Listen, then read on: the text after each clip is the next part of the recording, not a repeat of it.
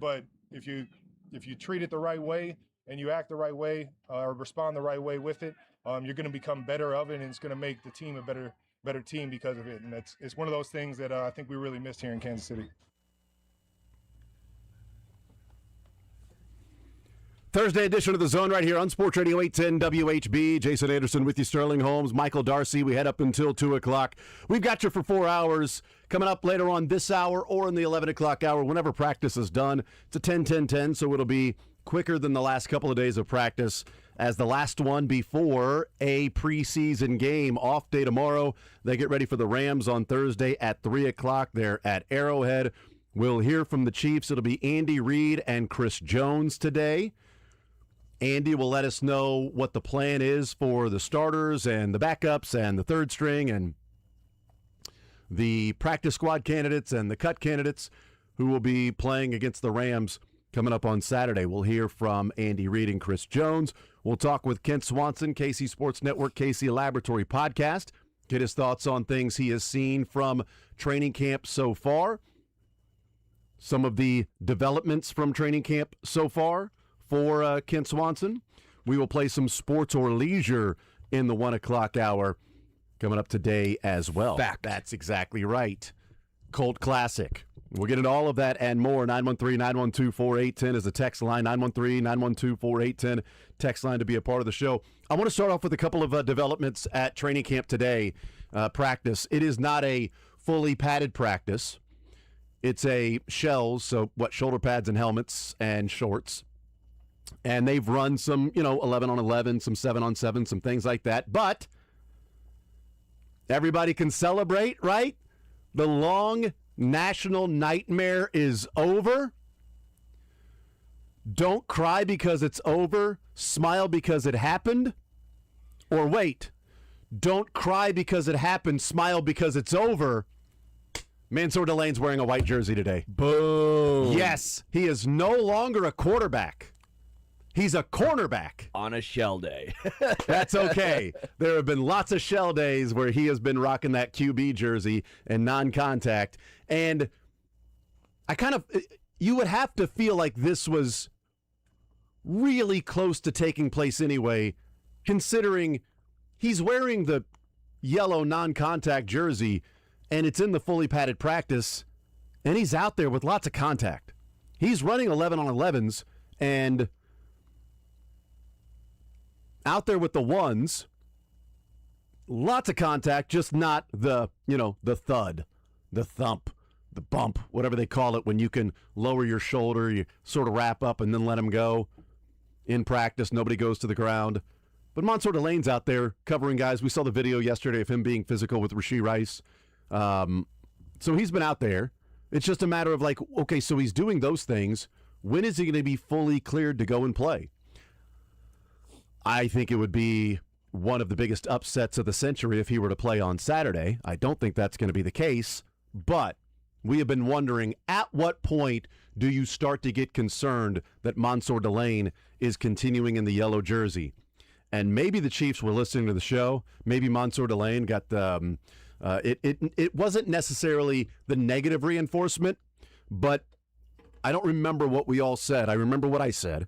In that when I really start to sort of get concerned is if we pass the Rams game in preseason and he's still wearing the yellow jersey.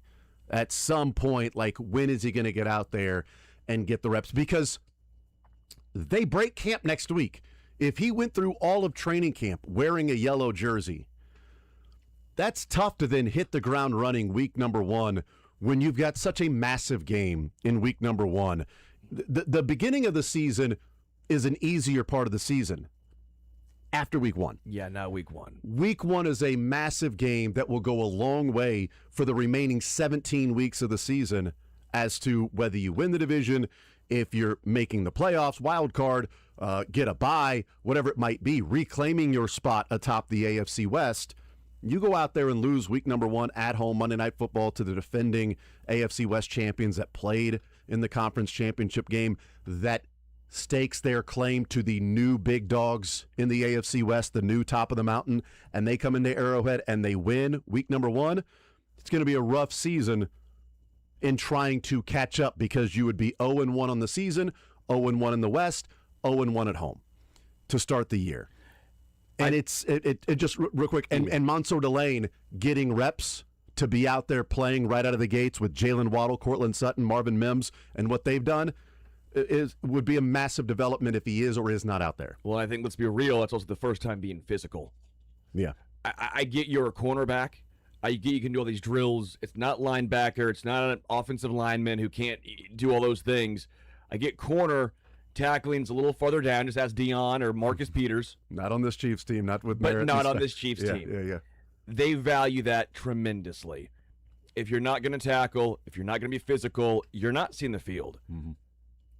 Dave Merritt, Spags, they won't allow you to not be physical in the secondary, especially at corner.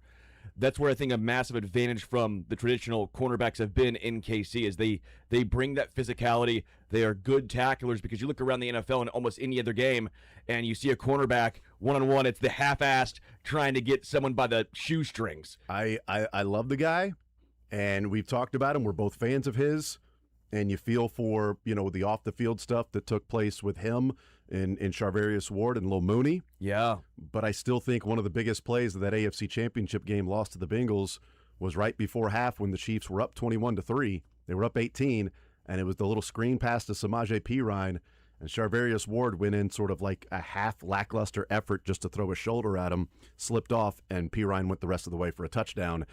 It's not typically what we saw from him. Yeah. But it was in that one play in the AFC Championship, and then it was 21-10. Chiefs got the ball back, didn't score before half. Yeah. Bengals come out, get a quick stop on the Chiefs. They go, now it's 21-17. Instead of you get a stop there, it's 21-3, they're punting, and then you're getting the ball right back, and maybe you go and kick the field goal, you up 24-3, and it's kind of over at that point. Again, it's a small little thing, but I think it's the point why Dave Merritt and Steve Spagnuolo preach that is because one missed tackle by a corner or somebody in the secondary can mean they're running the distance and going the rest of the way. And that's not something the Chiefs, it's not why they didn't sign Charvarius Ward. Sure. It's just one play that stands out in a big moment when legacies are made that he didn't make the play. He made plays the year before, and the year before that, just on that specific one, he didn't. And that's the importance of, if you're out in space, why they say you must be physical and you must make the tackle, and why it's important for Delane to be physical. Yeah, and that's why, again, just even getting him out there at some point, get some hits out of the way, get that physicality. It's difficult. Let's be real. This is the NFL now. College is different. High school is different. But each level, the physicality gets larger and larger. Now, I assume, well, I don't know, maybe Delane would be up against Cortland Sutton. It's a big dude. It's a big dude. It's a big dude. Is he going to be, the other question is going to be, is Cortland Sutton or is Mansour Delane a guy that they want to travel? Or is he going to be a guy that you stay on that side, Noel Williams stays on that side, and the person that travels is more the slot corner, back and forth? Like, what side do they feel comfortable with Mansour Delane on? Or is he a guy that they say, no, we drafted you to number 6, Cortland Sutton's your job, or Jalen Waddle's your job? Yeah, I think for me, the traveling's less important, especially early on. I don't think we would see that early on. I don't. I think they'd probably say side versus side, just because get used to it. Yeah. Get used to it. But again, I know he's not wearing the yellow practice jersey today, but what would it have been if it were a more physical day? Yeah. What would he be rocking? Because it's interesting. That's a good point. I'm taking a little bit glass half full because I think the Chiefs' PR side of things know it looks good if he's fully in shells, normal jersey, but they also know it's not going to be the most physical day. Yeah, and the next time we'll see the padded practices will be next week, so you can put on the white jersey, no practice tomorrow. I would have to imagine he's not going to play on Saturday. He shouldn't, by the way. Yeah, I wouldn't have him out there playing on Saturday. You shouldn't. Because now you're going in there with, clearly there was a shoulder issue. So he's going to be excited to play and be hitting and tackling, and I don't think he'd wear the white jersey if they felt like that shoulder was still an issue. Wears the yellow jersey in the yes, he should. game. Yes, that's what he should do. Preseason game, non-contact. And when the running back comes to him or the quarterback, he just touches him, right? And it's like, that's down. He's down. The referee has to blow the whistle at that point. Anybody but wearing two hands, not one. It's a good point. Got to be two-hand touch. Anybody on defense wearing a yellow jersey, if you just touch the guy, they're down. Anybody on offense wearing a yellow jersey, if he gets touched with two hands, he's down. Yeah, I like this. That's what you can do. I mean, let's just come on. We're not playing as starters anyway. I mean, the Rams won't play their starters at all in the preseason. Zach Taylor went from the starters don't get any reps, and they kept starting 1-3 and 1-4 on the season, and it was like, why is September so terrible for the Bengals? To now, he's playing starters in the preseason. Andy Reid plays starters in the preseason. I think we'll probably see the starting offensive line, at least for a drive, because we've seen in the past that, you get one drive typically with the starters. He'll say first quarter, Yes. It'll be a drive. He'll say first half, it'll be nearly a quarter. Nearly a quarter. Yeah, that's it. That's exactly right. So we'll see what he ends up saying. We'll see and hear what he says today when he talks. But I wouldn't expect Mansour Lane to be out there playing, but still a good development because they didn't make it to the Rams game where I said, that's when I'll start to really be. I'd like to see him in the white jersey quickly, quicker than not. But if he gets to the Rams game and he's still wearing a yellow jersey and they break camp next week and the last actual practice at training camp is next Wednesday, a week from today is Military Appreciation Day, which is not really a practice. It's, it starts an hour earlier. Yeah. They go out there, they do a little warm-ups, and then they break, and then they spend the other amount of time hanging out with the military. So it's not really a practice. Their last practice will be Wednesday. That means they've got 3 practices left at training camp after today, Monday, Tuesday, Wednesday. And if he was still wearing a yellow jersey when they returned to Kansas City, I'd have some real concerns about that. But it's a good development. He's back. Xavier Worthy is back, participating in full 11-on-11. That's good. I wouldn't put him out there on Saturday either, since he's missed a number of practices and has been sort of a. It would count as a not a full participant in practice if you were going through the weeks. He'd be listed as limited. Limited in practice if that was how they would view it. But I don't think we'll see him out there on Saturday, which is fine because I want to see as much as possible of Cyrus Allen. I want to see Andrew Armstrong. I want to see what Jalen Royals looks like. Is Nico Remigio improved as a wide receiver that would justify him being on the team as a kick returner? If not, and you think Royals, Armstrong, and somebody else maybe is ahead of Nico Remigio, is it worth to keep him when Brashard Smith might be your third running back and could be your returner anyway? That would make more sense. But is Nico Remigio that much better of a wide receiver to where it's like, oh, actually, he should be the 6th wide receiver now? We'll see what happens with that. But if Worthy isn't playing, I think it's fine. Rice isn't going to be out there playing either. So as much Cyrus Allen as possible that you can see, I'd love to see that. And I don't know that I necessarily need to see him return kicks. I know that Dave Tobe said he'd like to see him return a kick, but it depends on, as he said, talking to Andy and Chad, how healthy the leg is. If he's fine, he'd like to see him return a kick. That would also be bad for Nico. Because if Cyrus Allen and Brashard Smith can both return kicks, it eliminates the need for Nico Remigio to be on the team. Yeah. You know what you have in Nico, and it's nice to have that floor. Yeah. It's nice to have he's going to catch it. Probably won't be super explosive, but you don't have to worry like it was a few years ago of, all right, but is this going to be Sky Moore even going to catch the ball? And so you do have that positive, which is a nice floor to be going from. But yeah, I would like to see someone else get an opportunity. I know it's not great for Nico, but that would allow you to keep maybe 4 running backs and 4 tight ends, right? That would allow you to be a little more, and maybe it allows you to keep Andrew Armstrong. Yeah. So just different ways of going about this. I don't need to see Rice, you're right. I don't need to see Worthy, you're right.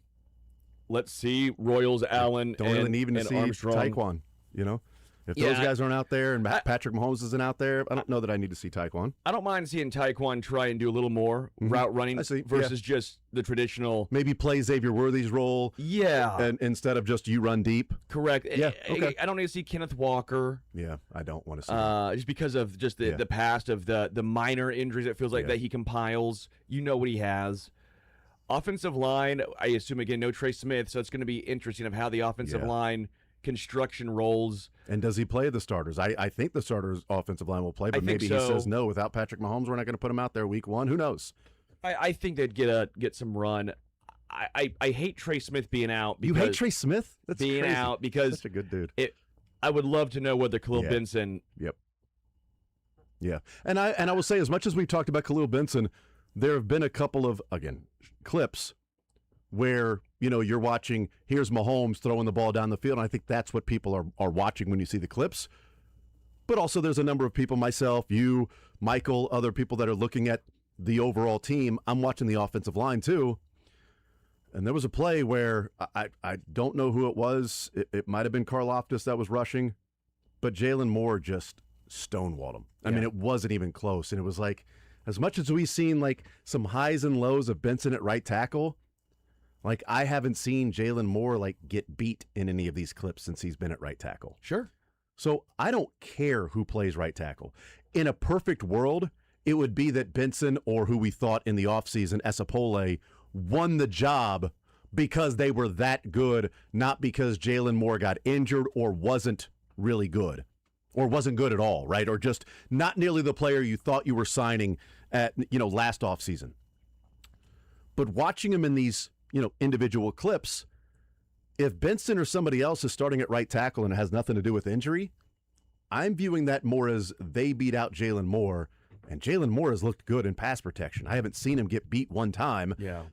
Now, typically, if he gets beat that quick and Mahomes and they have to stop the play, you're probably not putting that out there because you're not seeing the Mahomes to Cyrus Allen or Mahomes to Tyquan or Mahomes to Worthy, which is going to get the clicks, which is going to get the plays, which is going to get the interaction on Twitter. Those are the fun things. Kenneth Walker, look at him breaking a tackle, which he didn't really break a tackle. The dude came up and wrapped up and then let go, and Kenneth Walker spun off and ran down. It's like, oh, Kenneth Walker broke a tackle.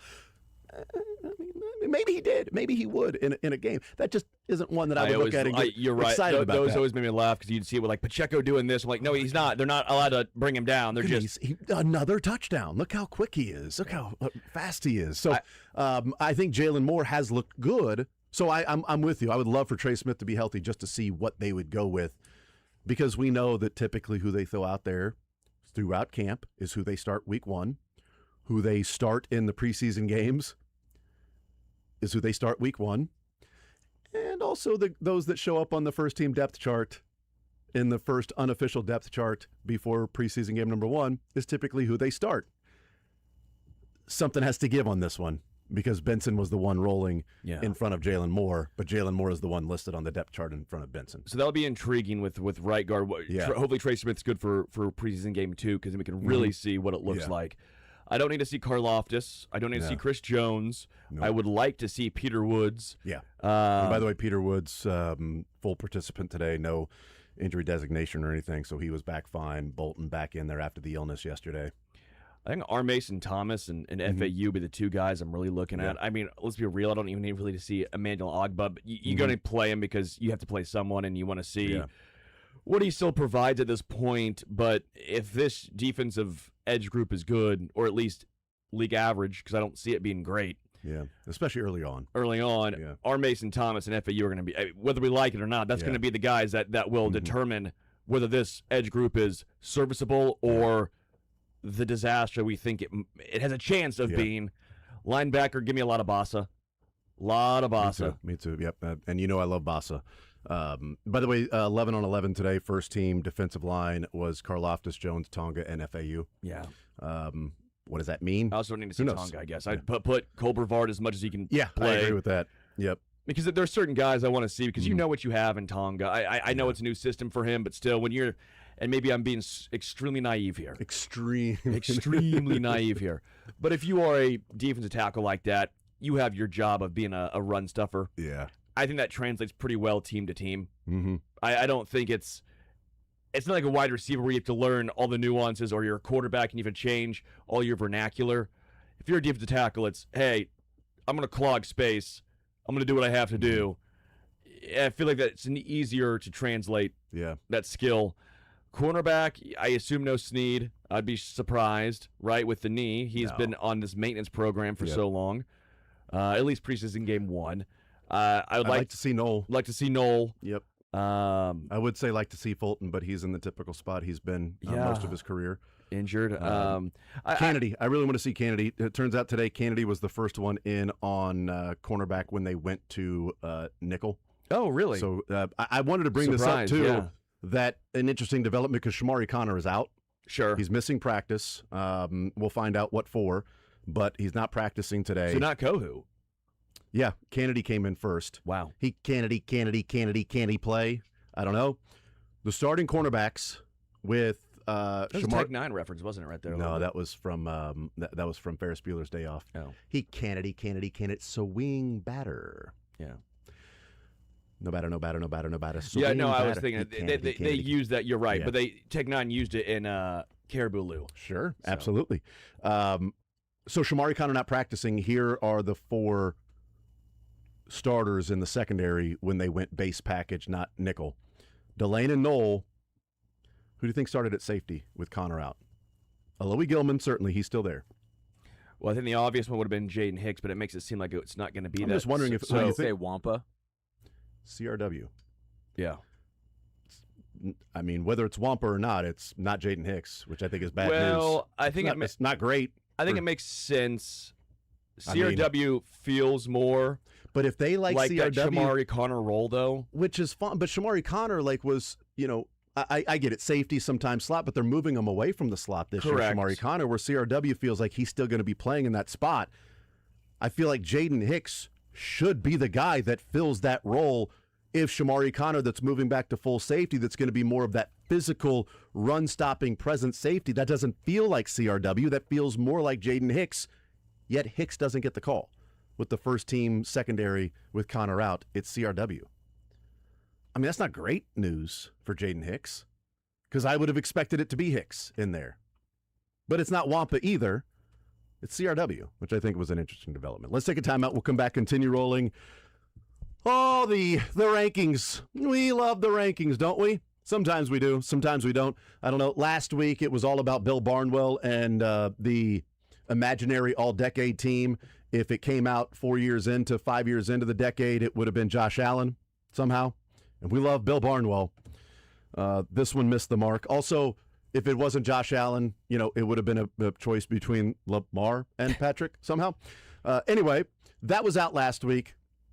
Dan Orlovsky has his top 10 quarterback traits Oh, yeah, I saw. that make a quarterback and how you play the position.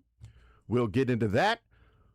On the other side, we'll probably hear the press conference. Practice just got over. They're stretching. They'll huddle, and then we'll hear from Andy Reid. So let's take a timeout. We'll come back. We'll probably hear from Andy Reid and Chris Jones on the other side of the break. And we will get into Dan Orlovsky's rankings because what I did, I went to all – oh, actually, Andy is on his way right now. So they're stretching, but Andy is already walking up to the podium at this point. So Andy is approaching.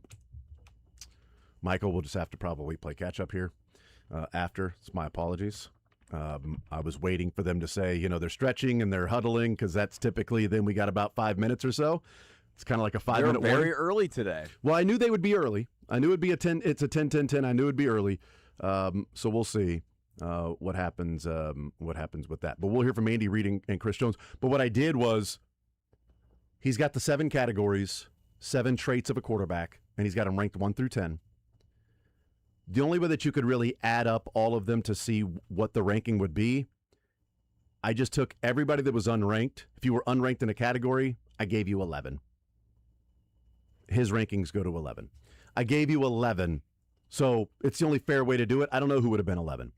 But it shows, when you are ranked in the top 10 in certain things, you get, obviously, it's the lower number is the better. Yeah. So everybody unranked got 11. So we'll talk about how the rankings of the quarterbacks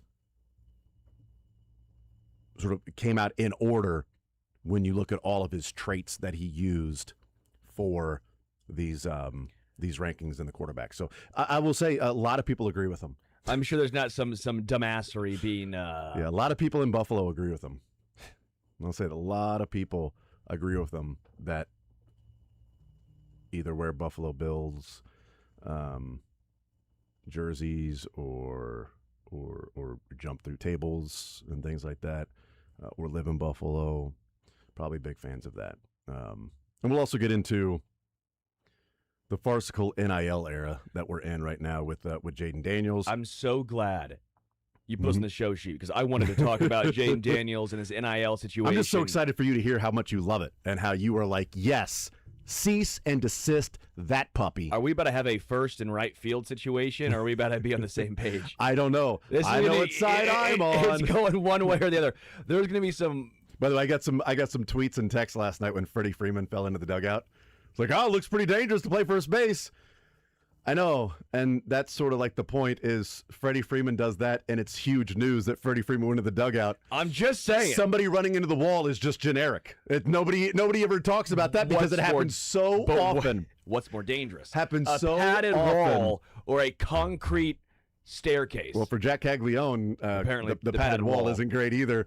That was really funny, though. But I thought it was funny that the people was like, oh, hey, look at first base, right? I'm like, yeah, but it's kind of the point. It's like, this is such a big deal for Freddie Freeman to do that because it doesn't happen often, but a guy running into the wall is just like, oh, he ran into the wall.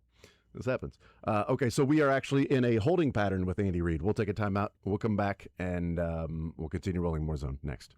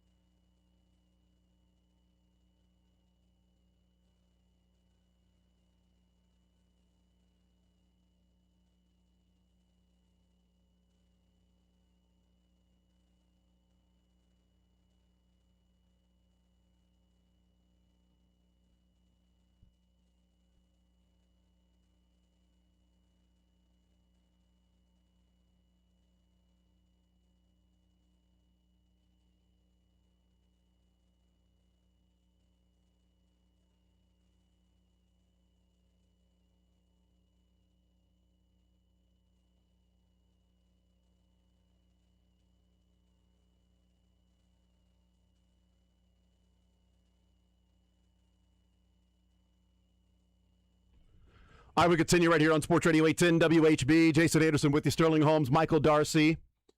We head up until 2 o'clock. We got Sports or Leisure coming up in the 1 o'clock hour. Kent Swanson, KC Sports Network, the KC Laboratory Podcast. We'll talk with him at 11 o'clock. I think we're pretty good to go at setting him at 11 o'clock with the quick 10-10-10 practice. That's 30.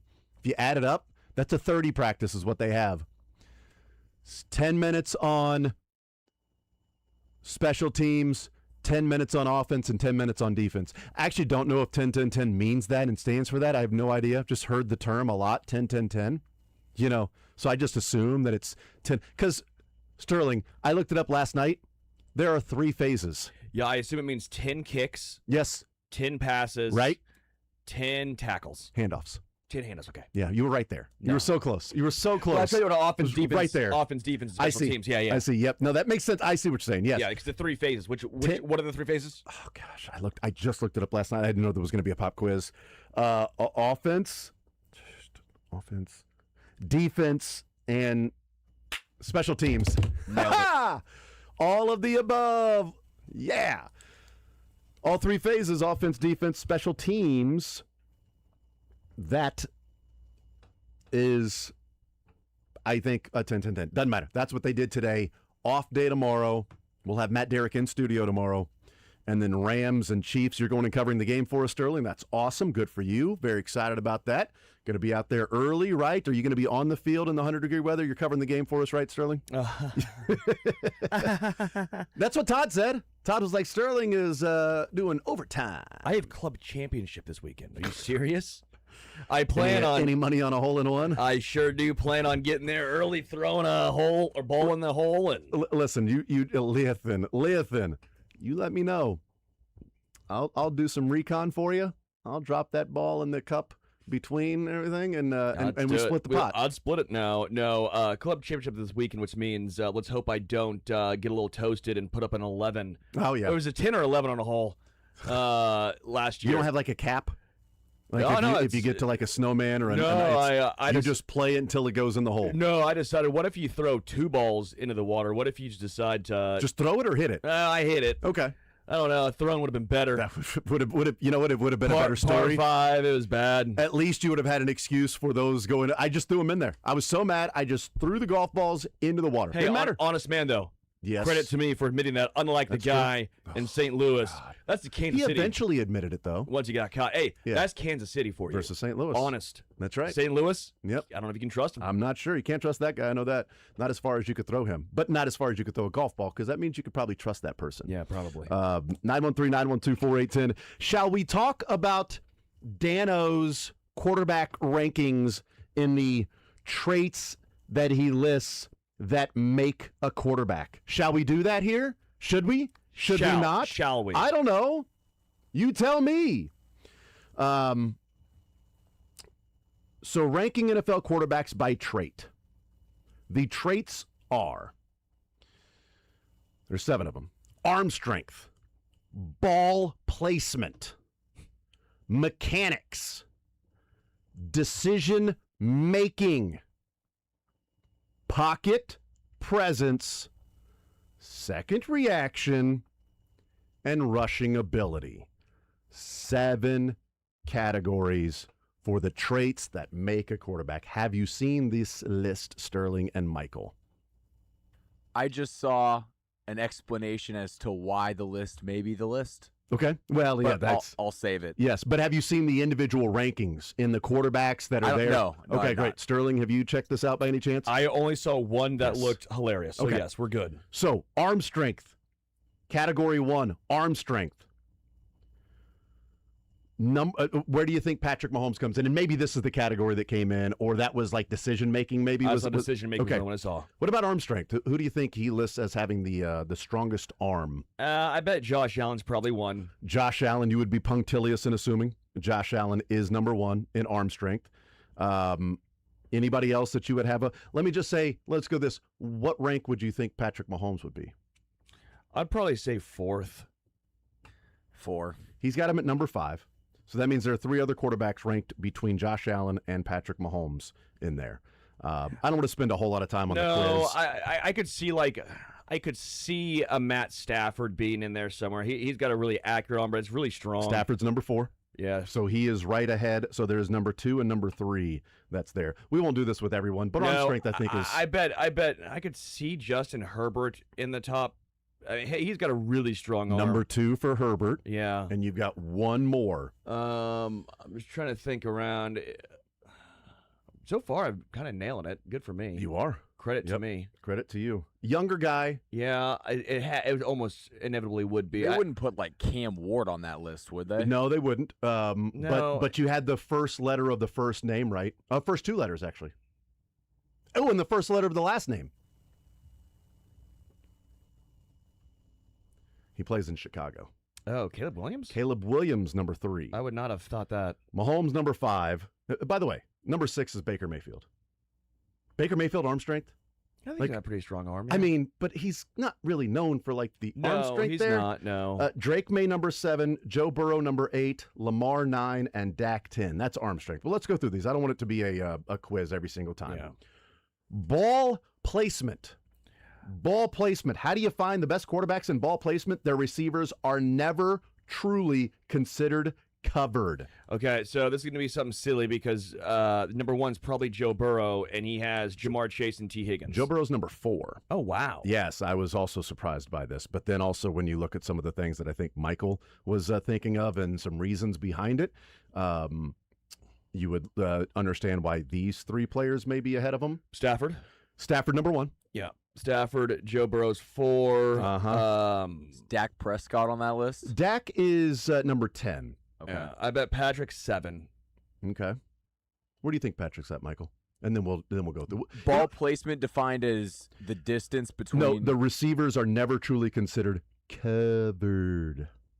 Oh, it should be. Accuracy and ball 3. placement aren't the same thing. Accuracy means putting the ball on the receiver so he can make the play. Ball placement means putting the ball on the receiver in the perfect spot so he can make the play and no one else can. Maybe this is a hot take. I don't know if he'll be in the top 10.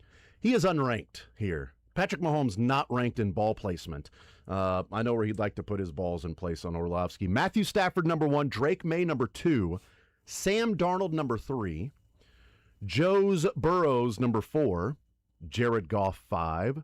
Jordan Love, 6. I was going to say Jared Goff's got to be up there. Joshua Allen, 7. You ready for this one? You guys ready for this? Ready? Lamar, number 8. Brock, 9. And Dak, 10.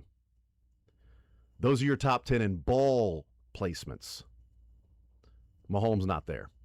What about mechanics? You think Mahomes shows up in the top 10 of mechanics? Anybody think Mahomes? Raise your hand. And by the way, if you're driving, don't worry about it. You're good by keeping both hands on the wheel. Anybody want to raise their hand and think and guess that Mahomes is ranked in the top 10 of mechanics? Yeah, mechanics. I think it'll be Joe Burrow's going to be in there. Joe Burrow's number 2. Yeah, Matt Stafford's going to be in there. Number 1, Matthew Stafford in mechanics. Jared Goff should be in Goff, there. number 4. You're killing it. Sam Darnold should be in there. No Sam's Darnold. Oh, no, Sam No, Darnold. I agree, yeah. That's kind of surprising there to me. Caleb Williams should not be in there. Caleb Williams is number 7. He should not be in there. He's number 7. Drake May's probably in there. Drake May is not in there, which is a real surprise. That's one of the bigger upsets because of the whole connection with him and Drake May. So here, it's Justin Herbert's in there for sure. Justin Herbert, no. What? Daniel Jones, 3. Goff, 4. Dak, 5. C.J. Stroud, 6. Caleb, 7. Jaden Daniels, 8. Josh, 9. Lamar, 10. What? In mechanics. Okay. No. Yeah. Like, Lamar's an incredible quarterback, but you see him throw a football. That's not traditionally how you'd be like, yeah, that's traditional. If Lamar's in there, Patrick should be in there. If Josh is in there. If Josh Allen's in there. If Caleb Williams is in there. Jaden's in there. Like, anyway, decision making.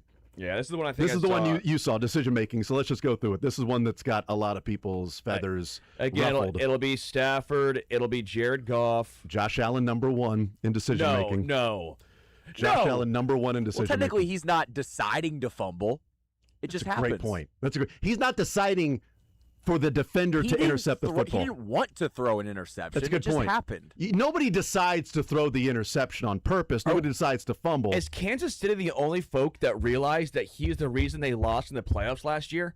Honestly. Like, am I taking crazy pills? No, you're I've not. never seen anyone. No. Everybody outside of Buffalo, I believe, understands that Josh Allen was the biggest reason why the Bills lost that game. It feels like no one has had better PR in the offseason for a dude that collapsed in the playoffs like Josh Allen. And you know my thoughts.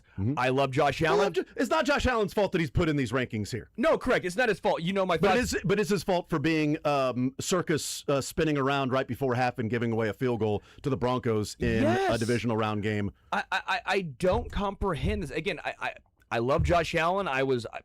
I don't want to say the first because I'm sure he was first, but I was one of the first guys to believe in him when he was drafted. Josh Allen was probably first. But I was early on, and like, guys, I think the Bills were probably pretty high on him too. He is going to be awesome. I was went through a lot of bleep defending that guy when he was struggling early on. But I don't understand the love of a guy who's yet to win a Super Bowl, who's been a reason for playoff collapses. I don't blame him for the 13-second game, right?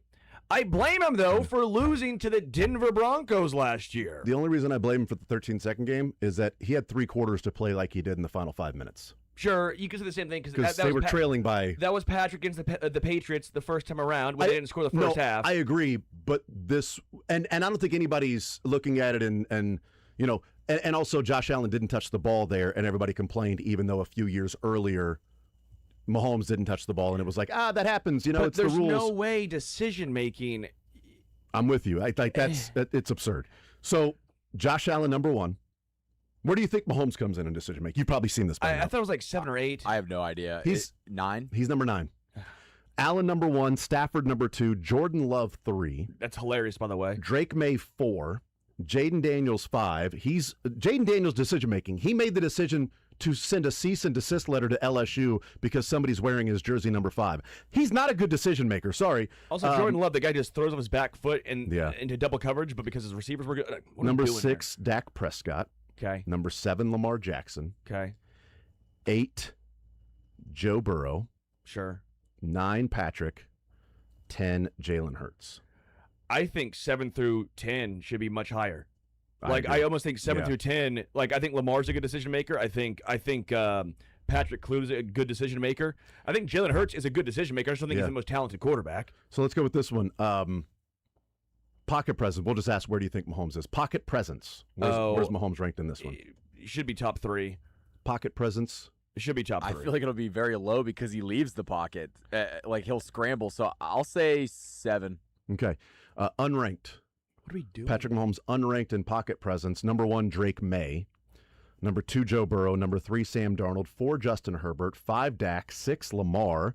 7, Caleb. 8, Brock. 9, Daniel Jones. 10, Trevor Lawrence. Does he know what? We're just spinning a wheel and saying, this guy can't go here. Ding, ding, ding, ding. Trevor Lawrence, number 10. Okay, then we zing. Ding, ding, ding. Daniel Jones, number 9. All right. Does he know what pocket presence means? I'm not sure. Just where the presence of your pockets are in relation to your genes. I mean, where are they presented? And even at his age, I'd be like, no, Aaron Rodgers would have phenomenal pocket. You know what I'm saying? Like, yes, that's like what he's known Aaron Rodgers for. Still playing. Second reaction ability. Now, come on. Second reaction ability. The flip side is working outside the pocket. There's obviously always a plan when the ball is snapped, but NFL defense is pretty good. So what happens when plan A doesn't work? Can the quarterback pull something out of thin air and still make a positive play? If it's not top 3, it is not right. Where do you think Patrick Mahomes is? So you think top 3. In what again? Second reaction ability. I know you're doing some work back there. Oh, Sorry. my gosh. I'm going to say, everything's been unranked or low, so 9. He's number 3. In this one, so he is top 3. Number 1, you'll never guess who he has. Josh Allen. Which, by the way, Josh Allen should be top 3. Number 2, who do you think it is? Well, because this guy loves Drake May, it's going to be Drake May. It isn't Drake May. Drake May's number 4, right behind Patrick Mahomes. They'll probably say Caleb Williams. Caleb Williams, number 2. Caleb Williams, Patrick Mahomes, number 3. That's fine. Whatever. Caleb is pretty good at doing that as well, but there's a very long history of Patrick Mahomes being that guy. And then last but not least, rushing ability. Where does Patrick come in rushing ability? Should be about 6 to 7. I'm going to say he's a little higher. I'll go 4. He's number 7. Sterling's killing it. You're not far off either, because I like your reasoning, too, as to why some of these things take place. I think we're on the same page there, Michael. Number 1, Lamar. Number 2, Josh. Number 3, Drake, his guy. Yeah. Number 4. Really? It's his guy. Josh and Drake are his guy. Daniel Jones should honestly be pretty close up here. Daniel Jones is not listed here. I feel like he forgot about him. Caleb, number 4. Herbert, 5. Hurts, 6. Sure. Patrick, 7. Baker, 8. Sure. Bo, 9. Jaden, 10. Feels like Jaden is too low. Mm-hmm. Honestly, Bo Nix made the list? I believe that. That makes sense. I feel like Jaden's too low. I think Daniel Jones should be on that list as well. We'll get into some of this later on because I want to go through the full rankings as to where Patrick Mahomes is. But what I did was Everybody got their point. So if you were number 1, you got 1 point. You're number 10, you got 10 points, right? And then you add up the lowest number means you're the best. So what if you get 0? What if you get unranked? I gave everybody unranked an 11. It's the only way I could do it to where it would be fair across the board. So everybody got an 11. So it really goes, if you're ranked in the top 10 of these, it shows that, okay, if you're number 1 in something and number 2 in another and number 4 in another and then unranked in a few, but a player is ranked in all of them but like 9, the guy that has a 1, a 3, a 4, and a 2 in those others should be ranked higher than the other. So I can't be like, oh, you get no, because if you get no points, then that actually helps that person. So out of all of the different categories and everything, I'm not even going to tell you where Patrick Mahomes is ranked. I'm not going to tell you what the top 10 are. I just want you to guess who number 1 is. I assume Josh Allen. He had the most, it felt like. Josh Allen? Top 3. I'll say Josh Allen. Josh Allen? Josh Allen was not number 1. Who would be your second guess as to who number 1 is in the NFL based on these traits added up to make the best quarterback ranking? According to him. I think the top 3 were Caleb Williams, Drake May, and Josh Allen. 2 of the 3, you're right. So who's number 1? I feel like a lot of Drake May, but I also feel like a lot of Caleb. I'll go Drake May. I would lean Caleb. Drake May. Wow. Drake May 1, Josh Allen 2. According to these traits, Dan Orlovsky's ranking, Drake May is the number 1 quarterback in the NFL. This is the guy that ran in the back of the end zone? Yeah. Yeah. And I don't necessarily, it's not like I'm fine on Orlovsky. Sometimes I find myself being more agnostic with Orlovsky. Same. I've never really had a massive these issue. things, like, come on, dude.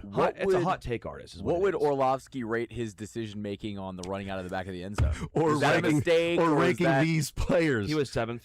Or ranking these players. I can't wait to tell you who all ranks and where they are 1 through 10. We'll get into that. We'll take a timeout. Kent Swansons will be our guest coming up at 11 o'clock. We'll take a timeout. We'll come back, and we'll also hear from Andy Reid and Chris Jones. More Zone next.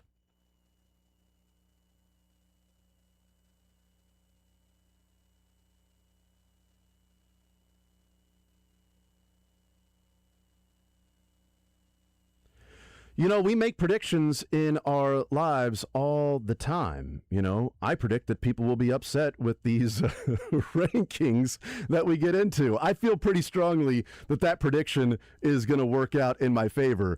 But you know what? All of these other predictions that are out there, including sports and also including the pop culture part of it, it's all at Kalshi because it could be politics. It could be the economy. The biggest stories making headlines. Kalshi, America's #1 prediction market platform, lets you trade those predictions in a live market. I'm a big movie fan, and a huge one that is out at theaters right now, The Odyssey.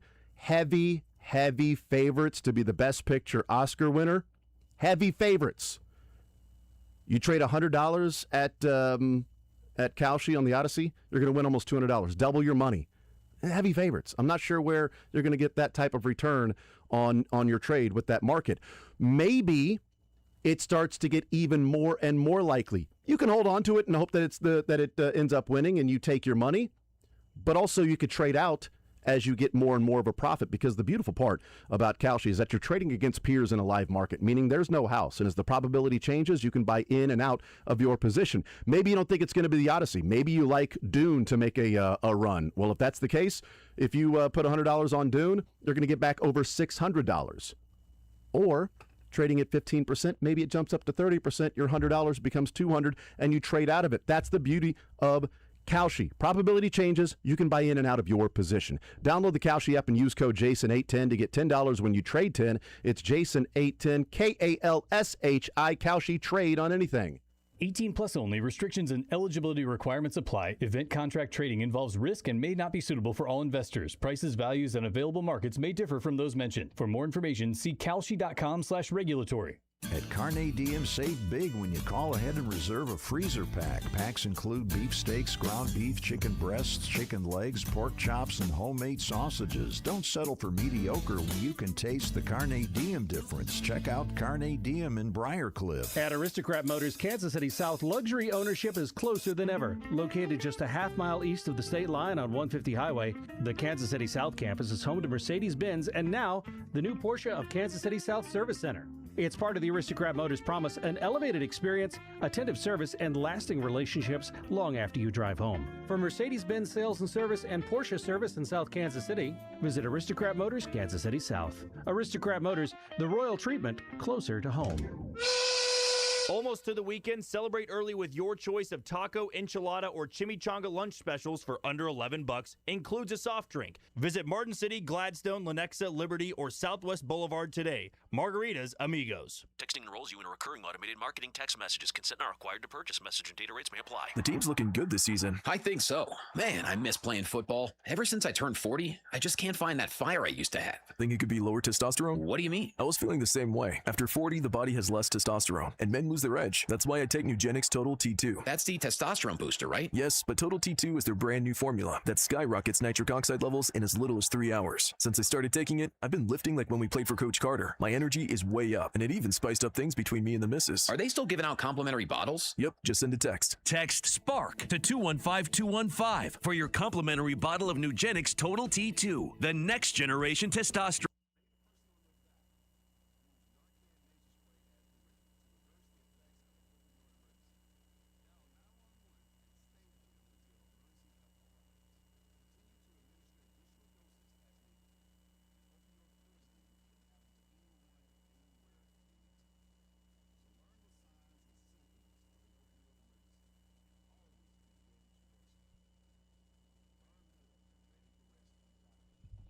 Wrap it up this hour. We will get into more of the Orlovsky rankings. It's just fun.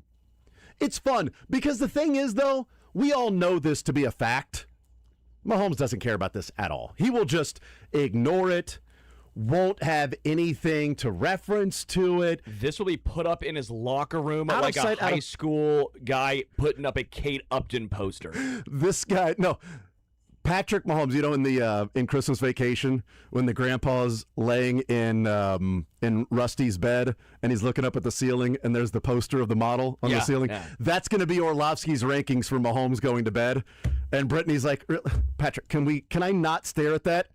Sorry, it's here. It's here.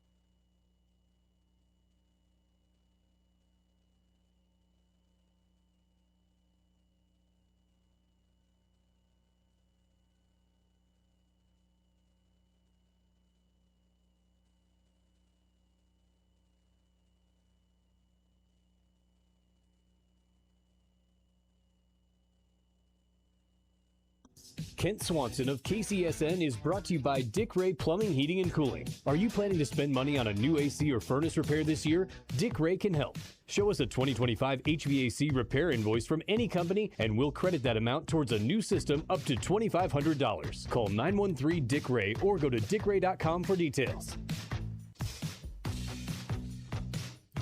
All right, we continue right here on Sports Radio 810 WHB. Jason Anderson with you. Sterling Holmes, Michael Darcy. We got some sports or leisure coming up in the 1 o'clock hour right now. Let's talk with Kent Swanson, KC Sports Network, KC Laboratory Podcast. Kent, welcome into the show. How are you, sir? Hey, Jason, doing fantastic. I mean, it's a game week for the Kansas City Chiefs. I don't care if it's preseason. I don't care if Patrick Mahomes isn't playing. I'm excited to get some tape to watch. Absolutely. And we got a game we got 4 games tonight, 5 games. Let me do the math real quick. 1, 2, 3, 4, 5, 6 games tonight. 6 of them tonight. Yeah. All right. So we got some more games coming up tonight. We'll see Chiefs and Rams on Saturday. Yes, Mahomes will not play. Kent, I talked about this to start the show because I think it is a big development. Our long nightmare is over. Don't cry because it happened. Smile because it's done. Mansour Delane is no longer running with the QBs in the yellow jersey. He's wearing the white jersey. I'd said, I think it was last week, that we were talking about when you start getting concerned about him staying in the yellow jersey, and I said, if they leave the Rams game and they're getting ready to break camp in St. Joe and he's still wearing a yellow jersey, then I really start to get concerned. Kent, they heard me, and they took the yellow jersey off him right before the Rams game. In all seriousness, what do you make of Mansour Delane finally wearing a regular jersey today at practice? I'm just really glad to see you using your influence for Thank good. you. Yep. But it's huge. It's a huge development for this team. And Brett Veach kind of made a comment earlier this week, 7 or 8 days from now, which was early in the week. You're going to see him hopefully in a full capacity, and we're starting to head that direction. This was a pretty light practice, so seeing him without the yellow jersey wasn't too much of a surprise. But I think the hope is that by the time this team does get back from the week 1 preseason game, that he's just a full go, and that kind of seems we're trending in that direction. And there's still plenty of time, right? So there's a month before for him to kind of get up to speed and get some of those live reps. I would assume he's going to play some preseason football too. I would imagine that he's going to get an opportunity to play a little bit before the season starts. So, but you don't expect him Saturday, right? Not Saturday. Yeah. But I do think he's going to have a couple games here to get caught up to speed. You might see him in Tampa. You might see him again, and he might be one of those few starters that gets some reps against the Seahawks on August 28th, just to try to get things going. But I mean, a lot of injury news. A lot of things seem to be trending in the right direction for this team, and it's a good sign. Yeah, and look, they play Denver week number 1, and he needs to be out there ready to go and have a number of reps underneath his belt in actual reps where you're guarding receivers. Although, you know what, Kent, I know he was wearing a yellow jersey yesterday, so he can't, quote unquote, make contact and tackle and things like that. But if you're just looking at what he's going to be needed for, which is guarding a receiver, I know some people viewed it as an indictment on Rashee Rice. That's fine, whatever. But seeing the video of Mansour Delane and Rashee Rice and Mansour covering him and how physical he was with him, I don't get people, it's a hold, it's a illegal contact, shut up, whatever. That was encouraging, even wearing the yellow jersey. And at that point, Ken, I felt like, okay, I'm less even if he wears the yellow jersey past the Rams game, I'm less concerned, because while he's wearing the yellow jersey, he's still participating in like 7-on-7 and 11-on-11, where he's sort of a full go in guarding the receivers and really getting the reps where it will matter for week 1 against the Broncos. Yeah, he definitely, I think the Chiefs have done everything they could to try to get him opportunities, and they're treating him like a starter from Jump Street, right? He's in the huddle with the ones, he's in the yellow jersey, he's hearing the calls, he's breaking the huddle, and then he's, having to step off for different moments and stuff like that. But I do feel like, they've done everything they can within the context of him, having to play hurt.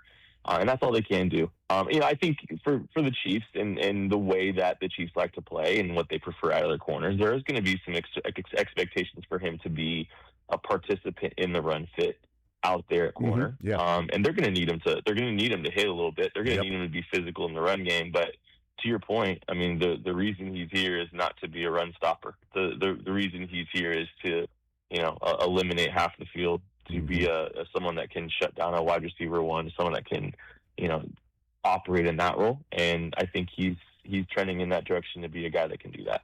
Is there somebody in camp that you are a little higher on than maybe you were when we entered camp? That maybe an idea of what this person would look like, what this player would look like. That maybe you're like, you know what, I'm feeling even better, a little bit better about that guy than I was, and I'm more optimistic about what that guy can. Even if you were optimistic to start with, it's like maybe you feel like even that much higher on him. Yeah, Felix, Anudike Uzama. I'm feeling a little bit better about his outlook. I feel, there's a lot of question marks at the defensive end position, and there still are. I mean, we can't pretend that there's not. Like, I think there's, that room still needs to get, shaken up a little bit, and they need some players to step up. But I think Felix has proven himself to be somebody that can be relied on to play snaps, play meaningful snaps. And, he does look the best I think he's looked to this point in his career, coming back from that injury. It seems like the Chiefs are moving him around a little bit. They're experimenting with him a little bit, which I think is a positive sign for him too, because, I think that kind of tells you that not only do they see him as someone that is a lock for the 53, they see him as somebody that they can utilize in more than just, one particular role. So, I think the arrow's pointing up for Felix. That doesn't mean that he's going to come out and be this, revelation at the position. But I do think the Chiefs are going to get some value in the final year of his rookie deal that maybe some of us didn't expect to get after last season's kind of injury kind of hampered his career a little bit. So I think Felix has shown a lot. He looks bigger, faster, stronger. And a little bit more versatile than he has in the past. I know that Gelati is banged up, and so he's been dealing with some stuff, but he's returned to practice today with the first team out there in shells, whatever, in drills in 11-on-11. First team starting defensive line was Karlaftis, Tonga, Jones, and FAU. And Gelati's returned to practice, so in shells there would be no reason why he couldn't go out there with the ones. But FAU is running out there with the ones, at least today. And maybe that's a pat on the back to him, Kent, of you're working hard, and we want to show that the carrot's still there. Here's the carrot. You keep working. And Gelati, he's been in and out of, practice a little bit with the hamstring. But you know what, FAU, you've been working, and we see it. And, hey, 11-on-11, first team starting defensive line, you're playing opposite Karlaftis to start. I would, and good on him. I mean, and if that's, I do think there's something to that. I think there's some legitimacy to how this team is viewing him right now. I think they appreciate the effort. They appreciate him and what he's put forth so far in camp. And rightfully so, because this is, I think I'm impressed. Like, I think he's surprising me in a big, big way, and hopefully this continues. I don't know if the Chiefs have a true defensive end, too. I don't know if Felix or Ashton Gelati or R. Mason Thomas can truly be viewed as an edge 2. But I think all three of them might wind up being edge 3 type players, and in the context of all that, that's not the end of the world, right? And I think that's kind of what the room looks like right now. But good for Felix to kind of get to that point. Yeah, because when Gelati first left practice, I believe it was our Mason Thomas that was filling in opposite Karlaftis. So I think it goes a long way in that FAU is doing that. Look, I approached this season, and people were like, just cut FAU, get rid of them. Like, look, anything you get from them is a cherry on top, because I'm not expecting him to be much of a contributor. Hopefully he is. Hopefully, the full year off and getting stronger, and maybe that hamstring was an issue the last couple of years. Who knows with all of that stuff, but We'll see what he can end up doing. It's a contract year. If he goes out there and just does nothing all year, maybe he gets an opportunity as a futures contract with somebody next year. But you're talking about being out of the league after 4 years as a first-round pick. Made some decent money, but you got an opportunity to stay around. And I was hopeful for what we would see from him in being able to help. The biggest thing going in his favor is that there's such a need at that position that he is not blocked by somebody, that there is an opportunity as much as any other position for him to step up and play. Because somebody, the J.J. Piccolo, next year somebody has to pitch. Somebody has to start opposite George Karlaftis week number 1 against the Broncos. And if it's Gelati, if it's FAU, if it's R. Mason Thomas, hopefully they're there and they're good enough and they can make some plays. But I do find it really encouraging from what we've seen from FAU. Last week at this time, Kent, because I'm with you on that would be my pick today is FAU. Last week at this time, my pick was Peter Woods. And I'm excited to see what he can do. And then first week, I'm like, I'm really impressed by what I've seen from Peter Woods. And now being impressed for FAU. And I'd have to sit back and think a little bit on my own and be honest with myself of, am I impressed with them? Because there's I want very much to see some juice from the defensive line, or am I impressed with them that I would be even if there was juice from the defensive line last year? I think there's legitimate juice in this defensive line group, and I think you kind of spoke on seeing all these different players over the last couple of weeks flashing has been really fun to watch because this is the upside of there being a lot of runway for young players, is some of them are actually taking this opportunity and running with it. And you just laid out a couple that I think are there. I think there's some legitimate juice to this defensive line group, and if they can find more consistency at the edge position opposite Karlaftis, I think we feel pretty good about what they've got along the interior. I think it has a chance to be one of the best interior defensive lines in all of football, if not the best. That's the kind of upside in the ceiling Peter Woods provides. Tyrus Tonga, Chris Jones, that trio in and of itself is tremendous. And if Omar Norman-Lott gets back, that can be a really formidable group. And so if they can get anything opposite George Karlaftis from Felix, R. Mason, Ashton Gelati, even getting it in the aggregate with those three, this could be a very, very, very, very good defensive line. And I think one that ultimately leads that defense and is kind of the catalyst for that side of the football. I hope so. I mean, last year they didn't get much pressure. They had to guard for a long time, and the defense was still fine. If this year they get more pressure, they don't have to guard as long, and hopefully you don't have as much of a drop-off as you lose Trent McDuffie and Jalen Watson. That could be a massive drop-off, but if Delane and Noel Williams step up and play well, and L'Jarius Sneed, we'll find out. Alohi Gilman, things like that. Speaking of that, Kent Swanson's our guest. Speaking of the Alohi Gilman thing, Shamari Connor not practicing today, and I like Xavier Wampa. I've got my questions about Jaden Hicks. He's, from all indications, those that have been out there said that he's been having a good camp. But Shamari Connor is out today.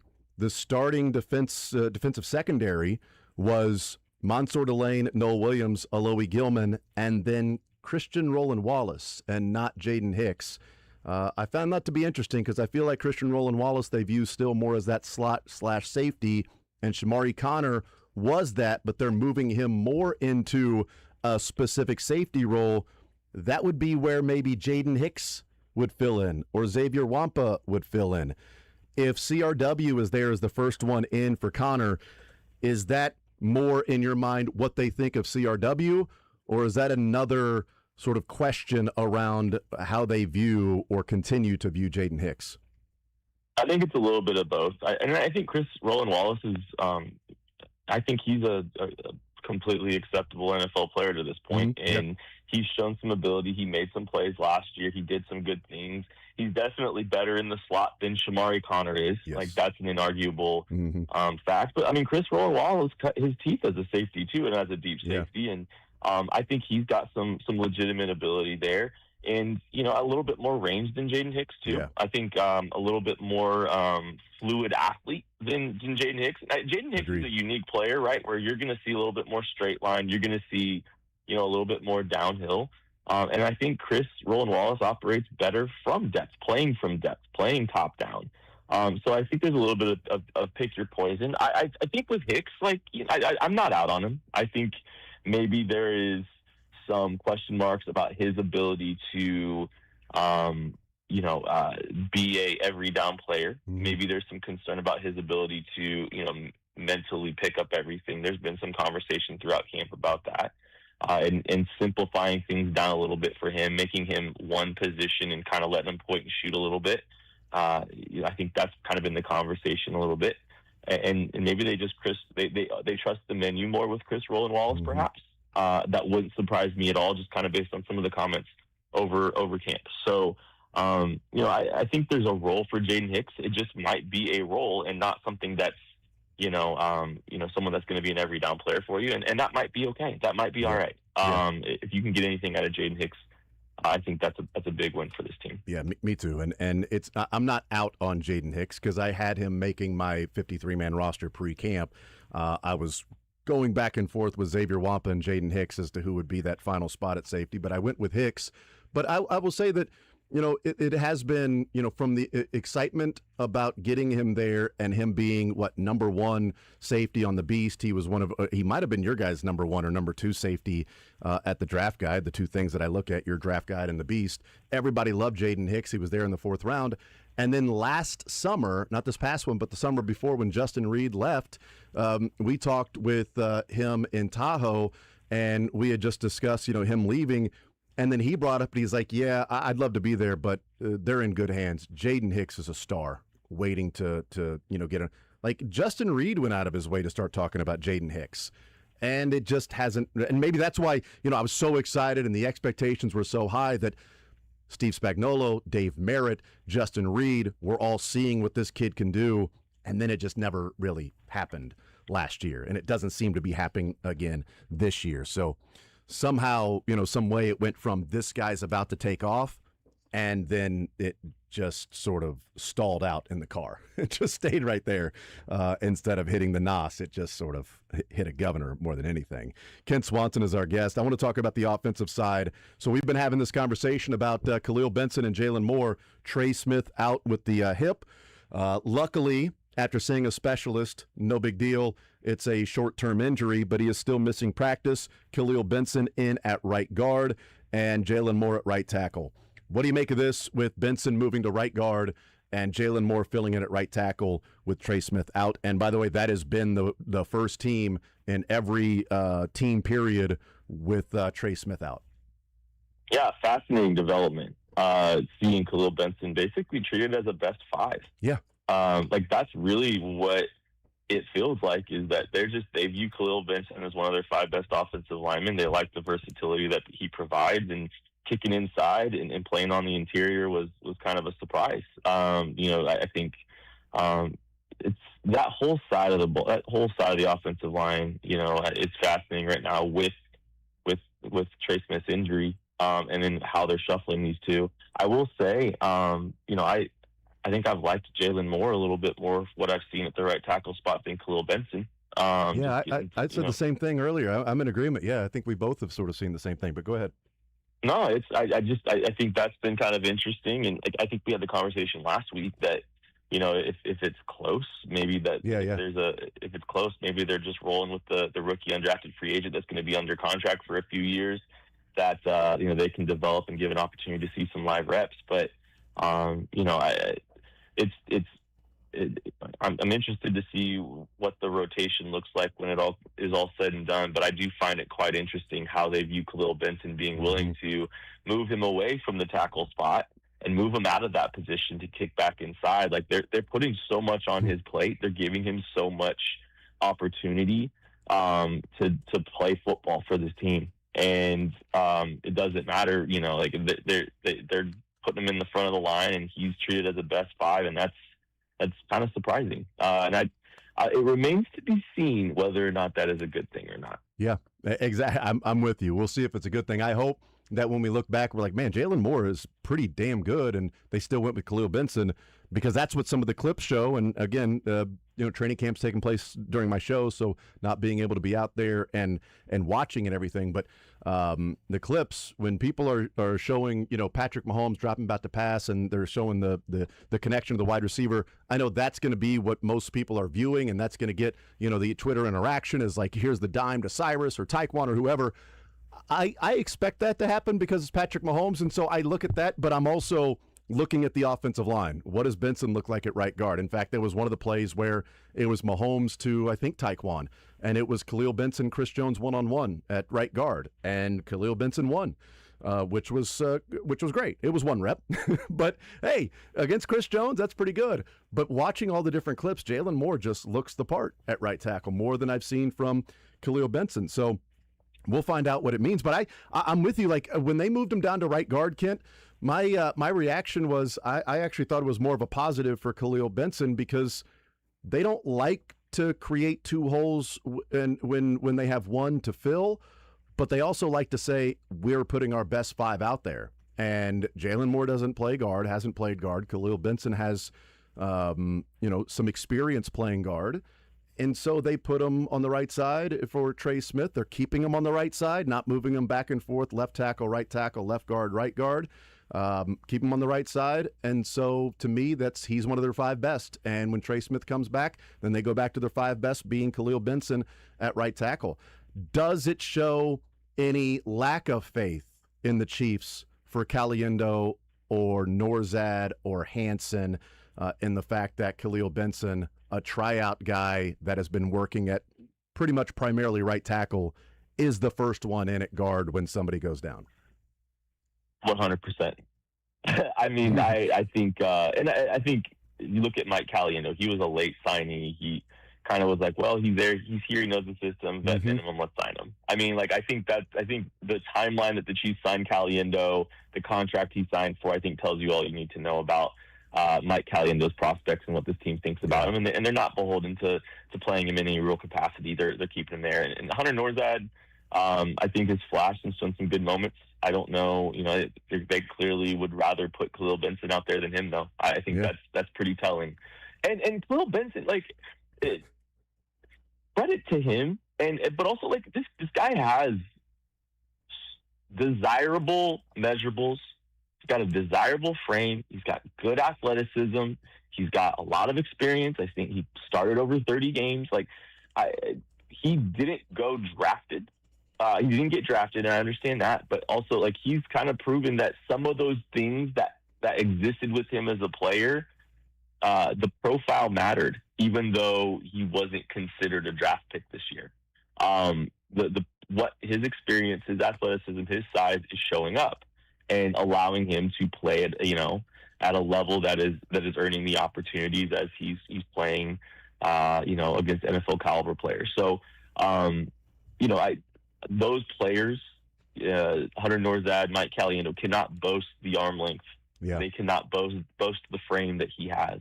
Yep. And the athleticism either. I think Benson's a better athlete than those guys too. Mm-hmm. So, I think the Chiefs see something worth developing him, and they're giving him every opportunity to keep pushing because the team is probably better off if Khalil Benson can hold one of those positions down over those guys as well. Yeah.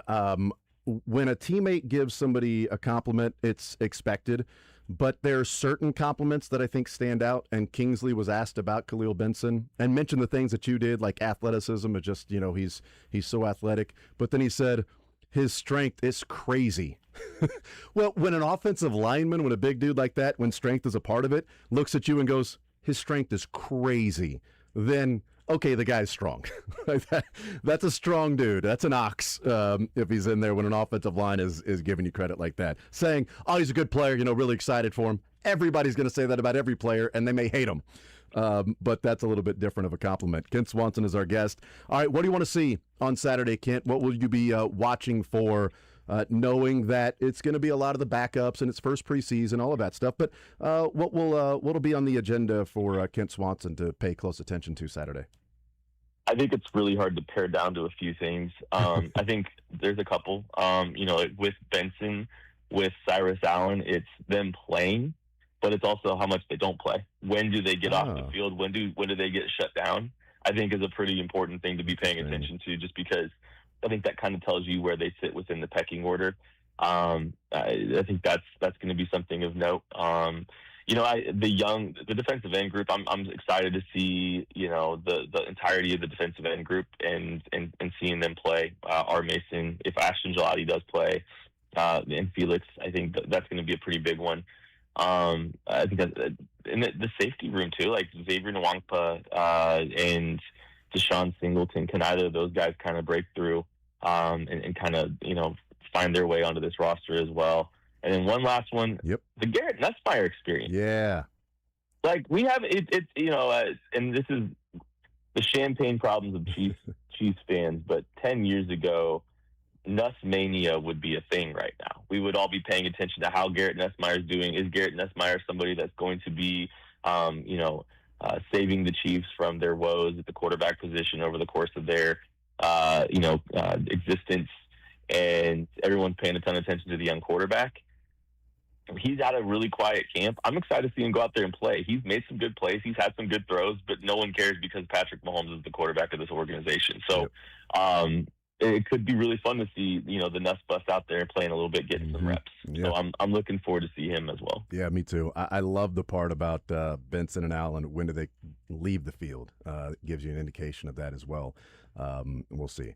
I'd also like. I'm going to add one more to that is the return game with Brashard Smith, because Nico needs to hope that Brashard Smith is not as good at kick return, or Cyrus Allen or somebody else at punt return, because if that's the case, if Nico isn't improved as a wide receiver, then are you keeping Nico over an Armstrong or Brownlee or Holiday or something like that so that he can return kicks, as opposed to Brashard Smith as the third or fourth running back that can also do that? That's Nico just being a kick returner and not playing much of a role at wide receiver. I'm not sure the team has the luxury of doing that this year. So I'm really interested to see Brashard Smith on kick returns, especially to see what he looks like. Kent Swanson, KC Sports Network, KC Laboratory Podcast. Kent, you're the man as always. Appreciate it, man. Enjoy the football. We will catch up soon, brother. I'm going to, man. Yes, absolutely. Kent Swanson, he's the man, KCSN. I didn't even get a chance to bring up his article that he has there at KCSN. You can go check it out, and it's about the rookies and how they're performing at camp, and goes through each of the draft picks and what he's seen from them and what they're doing. And part of that is that Nuss bus. That'll be taking place this weekend. We'll take a timeout. We'll come back. We'll hear from Andy Reid and Chris Jones as the final practice before their first preseason game. The final time we'll hear from Andy until post-Rams win on Saturday. More Zone coming up next.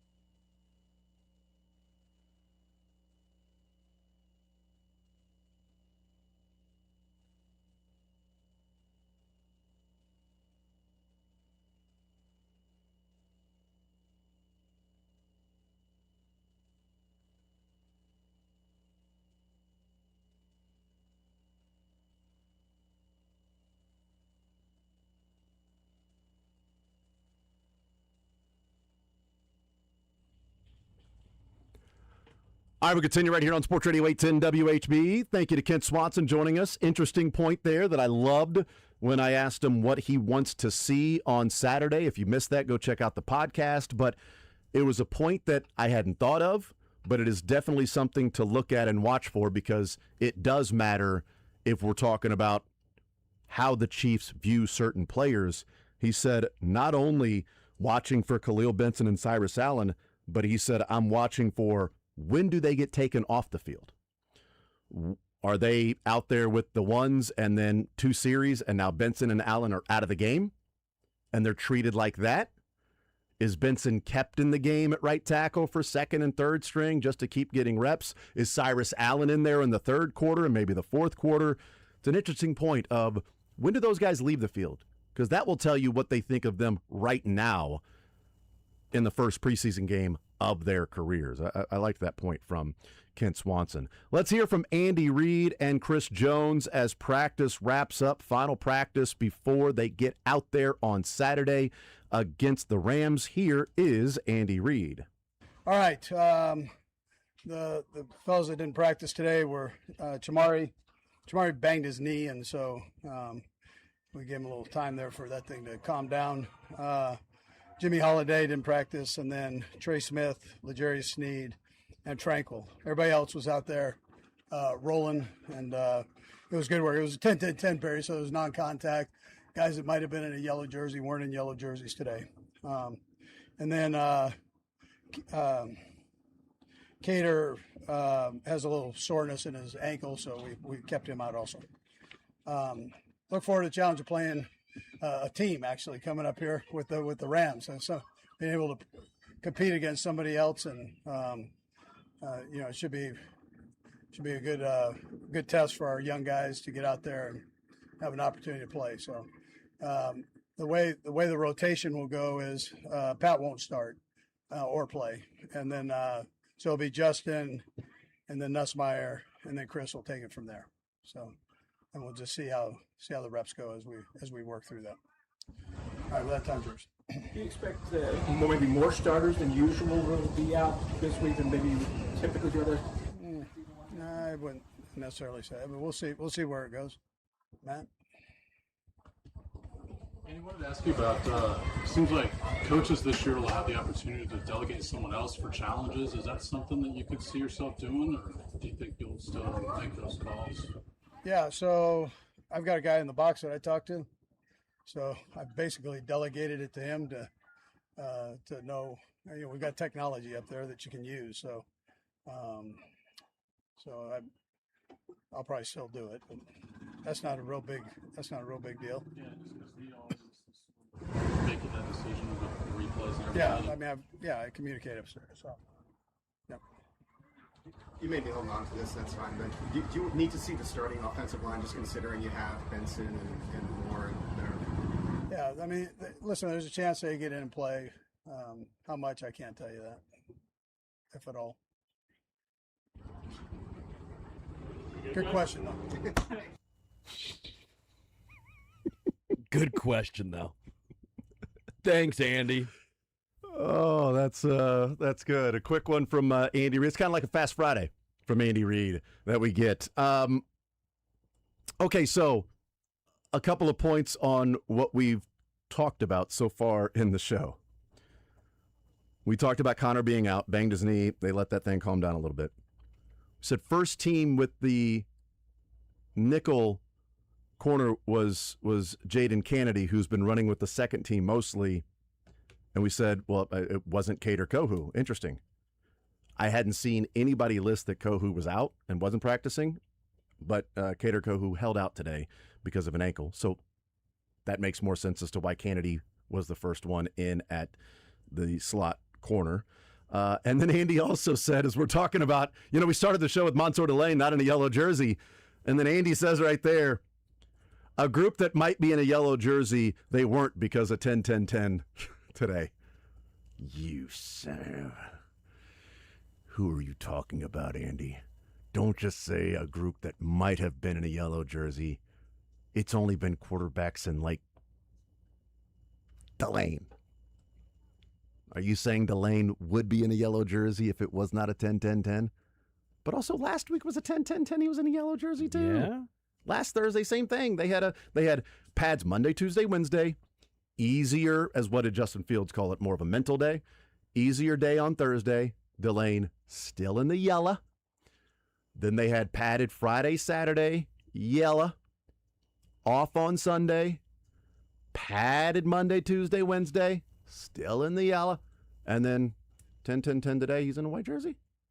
But there is a group that might have been in a yellow jersey that they weren't because of that practice. Oh man, Andy just throwing a wrench in there, right? Just it's a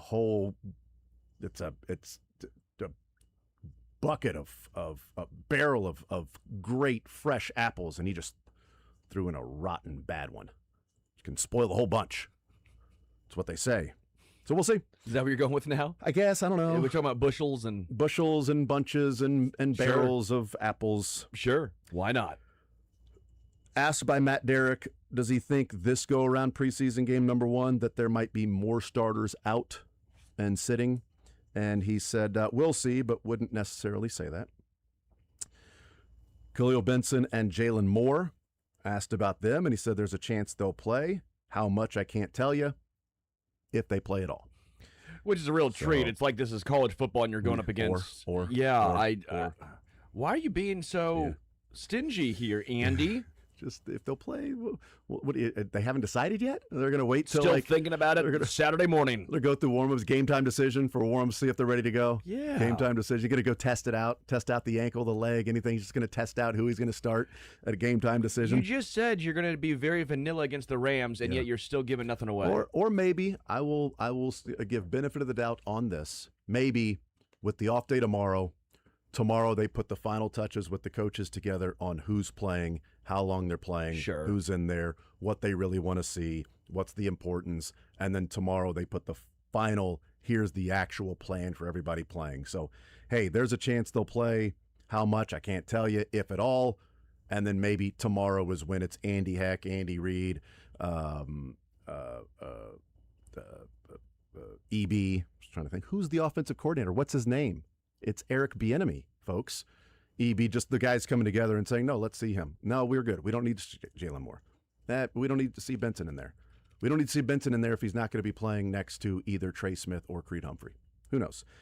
So there you go. And Andy was asked about, this is the first year that coaches are allowed to delegate and have somebody else be the replay guy, hold the red flag, throw the red flag, all of that stuff.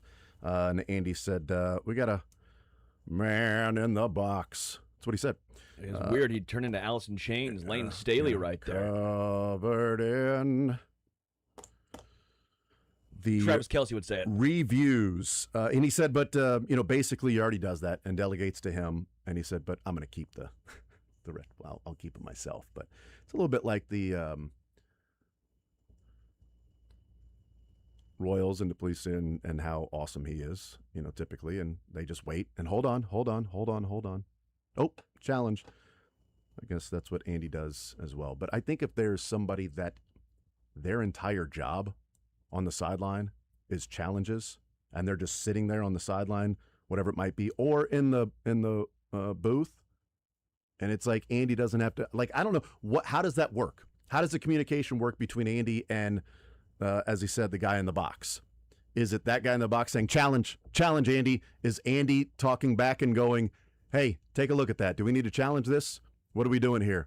Hey, because, by the way, if it's on offense, you know what Andy's doing? Calling the next play. Yeah. So is Andy waiting to call the next play because he's thinking about a challenge? Is the guy in the box immediately looking at it and then let's go ahead and challenge this? I don't know how that works, but for the first time, coaches are allowed to have somebody else be specifically in charge of the red flag, and we'll see what will work. There may not even be a coach that does that. It may be every single coach that's like, it's mine.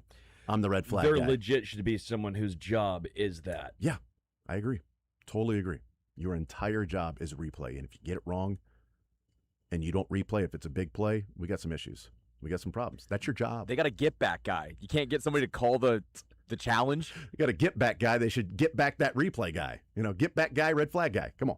Let's hear from Chris Jones, who no longer has to know if it's Giha or Jiha or whatever it is. It's just simply Arrowhead. Here's Chris Jones.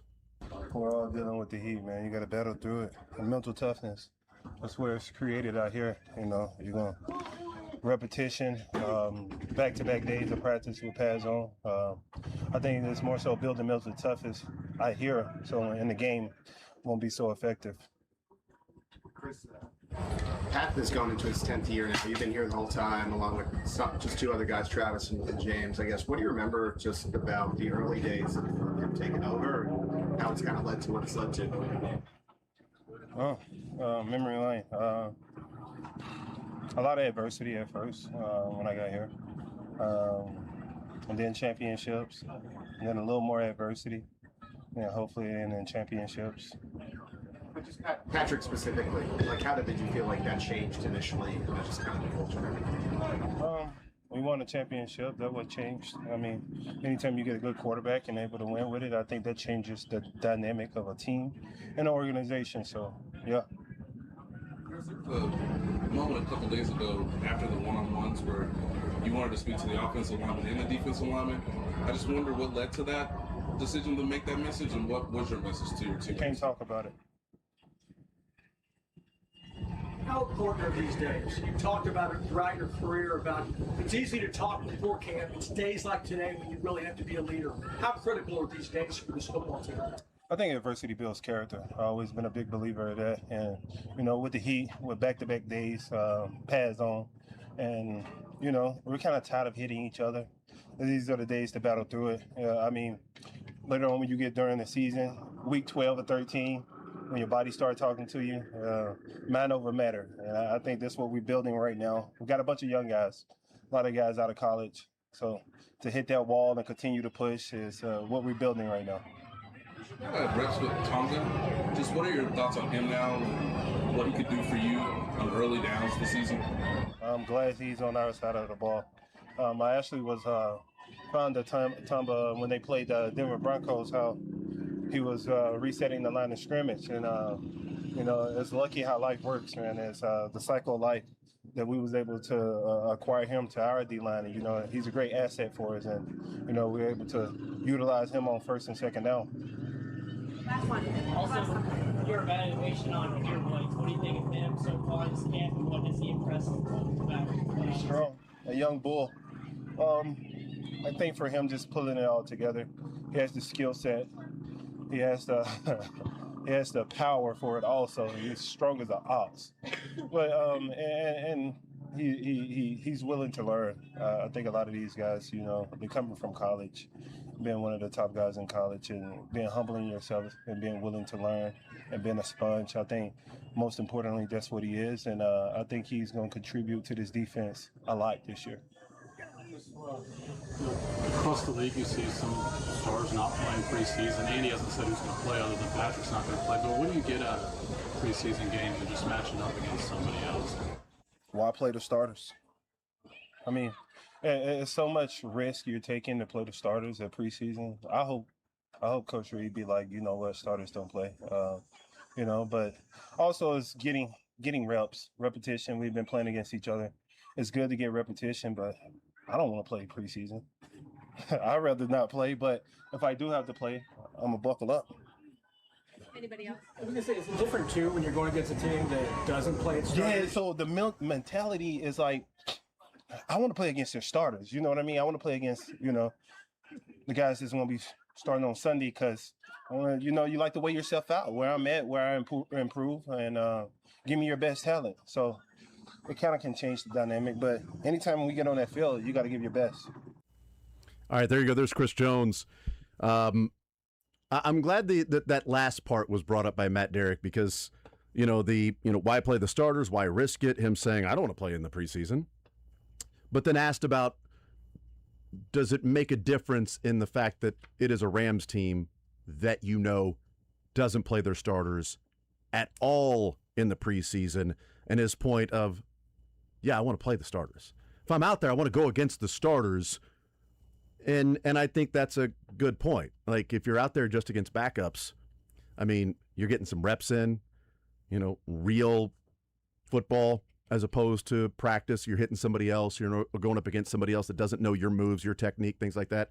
But also it's guys that you're not going to be going up against Denver Broncos either. You're also going up against guys that have everything to prove and you've got nothing to prove, and that's where maybe you get injured because somebody wants to show what they've got. Well, and you're also in a game where all practice, all training camp, when you're on the offensive line, defensive line, it's stay on your feet, stay up, stay up, stay up. You go up against backups and you're a starter and you're a dominant player like Chris Jones or even Tonga or whatever, or Karlaftis, and it's all the backup offensive linemen for the Rams, and now you're getting guys blown up and falling all over the place. That's how somebody falls in the wrong spot. And that's why they focus so much on stay on your feet, stay on your feet. If you're an offensive lineman or defensive lineman that falls, get out. You can't hit the ground because that's how people get hurt. That's why Brilliant Speaks was so good in training camp. Exactly. That's why you draft him, is because he's never on the ground, which is so cool. I totally get the part about when Chris Jones is a veteran and he's been around this long. Does he need the preseason to get ready to go? Probably not. No. For this team needs reps for guys that need to learn the system, that need to get better overall in their career, that need to get reps in games to better prepare for the regular season for guys that are going to have an impact on this team that we haven't seen in a Chiefs uniform for very long. Peter Wood should be playing. R. Mason Thomas. FAU should be out there. It should be FAU and R. Mason Thomas probably as the starting defensive ends. And if Gelati's fully healthy, then maybe it's Gelati out there with FAU starting defensive end. But if Gelati is still nursing a hamstring, we saw him all of last year, I'd rather see FAU and R. Mason Thomas in there going. But also, you don't have a whole lot of defensive ends. So somebody's got to play defensive end throughout the game. Anthony would probably get he'll get a lot chunk. Right. And so, somebody's got to be out there and play. I want to see a lot of Bossa. I don't hate Peter Woods getting a chance at edge, just a snap here or two, just to see. Yeah. I think just put him at three technique and let him master that. And use. Now, as the season goes along and you see he can do some different things, maybe throw him in there. But I think for now, just let him be as Chris Jones said, a young bull who is strong as an ox. Yeah. She had the bull. Now she wants the young calf. Making beef jerky. With the door open. We go on riverboat gambling trips. We have literally never done any of those things. We're men. We make our own beef jerky. What Travis Kelce likes to say, with the door open. We go on riverboat gambling. We have literally never done any of those things. All right, so there's Chris Jones. Looking forward to playing next to Tonga. Said, glad he's on our team. And he was fond of him watching him against Denver and how he reset the line of scrimmage against the Broncos when he was there with the Patriots. So liked that. And also we saw video of Chris Jones pulling aside the offense and defensive line and giving a speech and talking to him. And I was actually curious about what he said as well. He probably said, listen. Listen. No fights today, okay? Listen. Go out there, do what you can, get the sacks. But apparently what he said to everybody was, can't talk about it. Listen, can't talk about it to everybody. He's just yelling to the offensive and defensive line. Can't talk about it. Because he asked, what did you say? And he said, can't talk about it. So that's what he said. Oh, clearly. Verbatim. Yes. Obviously. Right. So, yeah, apparently, something that was not for public consumption.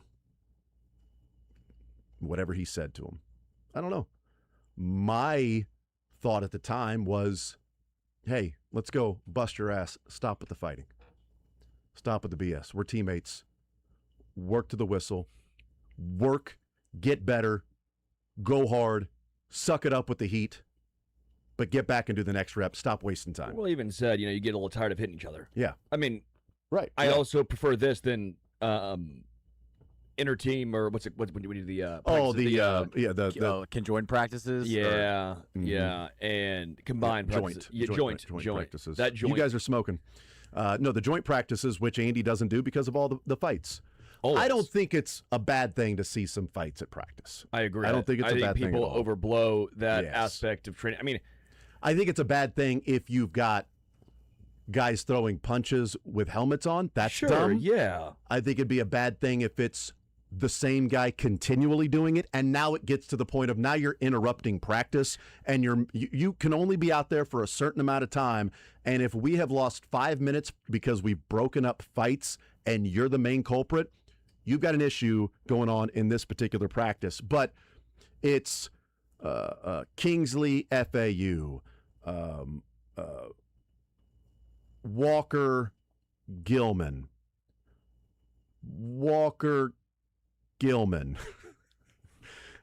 Dudes fight. It's what you do, especially when it's hot outside and all that stuff. Yeah, dudes fight. It's what we do. I mean, like, you and I fought over first base, right field with Cags. I mean, yeah, and then we went out in the hallway, and then we actually fought. We put helmets on, and we hit each other with helmets. We did Oklahoma drills. Imagine if it was hotter. Oh my God. We got the AC on in here. Jeez Louise. I still hate the time that I thought I could take Dylan in the hallway. Oh, that's dumb. That You really was- thought that? Yeah, it was dumb. My God, what, did you look in the mirror and see Goldberg? Like, what the hell are you trying to take on Dylan for? You remember that? That was Everybody. I don't remember that at all. What do you? Well, yeah, are it's you going to pretty- challenge Michael next? No, I learned my lesson. Dylan is stout, dude. Yeah, Dylan's like he is 6'3". strong He's big from dude. the waist down, man. That guy played college baseball. He did, and I thought, that's Oklahoma drill, this thing. I did not end He's a well. college athlete. You were drinking 12-ounce. You were doing 12-ounce curls. Yeah, in the that fraternity wall. house. That wall came quick. That was Good fun. night, man. Yeah, I'm a psycho. Yes. Well, clearly not enough. If you're a psycho, you would have taken on Dylan and won. Well, Dylan's not a psycho. He's just a tough SOB that's going to... Yeah, of course. Dylan is a quiet assassin. He is unassuming. He's low-key, but he will wreck you. Yeah. And you don't even know it. Yeah, you don't even know it. You're quick. in danger zone. You don't even know it. All right, you're red. Well, you're about to. He's a mushroom cloud laying mother bleeper. Okay, my point That's was what though, Dylan is. Dudes fight. Yep, that's that true. was the moral of the story. Is, I agree yeah. with that point. That's Yeah. the main point that you and I are on the same page on. Dudes fight. It's what we do. We go on riverboat gambling excursions. We make our own beef jerky. We fight. So anyway, I think there's also an element, I know we need to take a break, but I think there might be an element of Kenneth Walker. Now, maybe it's an ego thing. I've seen some Seahawks fans are like, see, this is what I tried to tell everybody about Kenneth Walker. He's such an egomaniac. Blah, blah, blah. See, he gets hit and he throws the football at him. I'm not saying it's a couple of them. Like, it's been different Seahawks and then Seahawks fan then agreeing. It's like, I'm not saying I'm happy he's gone, but I'm just saying, look, this was sort of an issue. We'll see. I also think there's an element of maybe Kenneth Walker is being physical for a reason because the running back room sucked. Remember Frank Clark and Tyrann Mathieu coming in and saying, not happening anymore, we're going to be physical, and they were taking it to the offense in training camp and being physical because whatever happened last year is not happening anymore. We're here as well. Could be an element of Kenneth Walker is like, no, the running game is going to have an edge to it this year. Yeah. It's not going to be running into the back of offensive linemen and falling down. It's not going to be, ooh, I hit you hard and fell down and I pop up, real quick. No, I'm going to hit you and I'm going to go through you and I'm going to keep running as well. All right, we're here all day. We'll take a timeout. We're here till 2. More Zone next.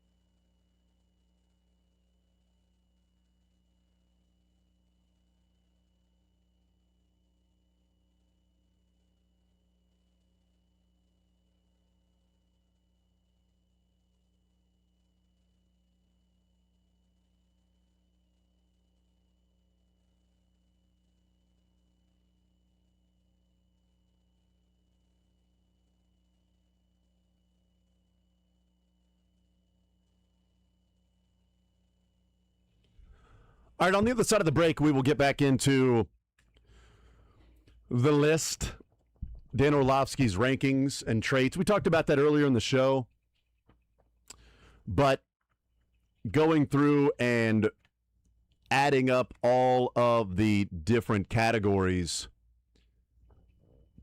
it then gives you, if you do that like I did, you see who has the lowest number, and that tells you the ranking that he has of quarterbacks. Looking at what he thinks are the 7 traits that make a quarterback, where do the quarterbacks come in ranked? We'll talk a little bit about that. We got some other things to talk about with Jaden Daniels, Royals, Salvi, aggravated right elbow. Talk about what we've seen in the 2 starts from Daniel Lynch, and the proof in the pudding of home runs.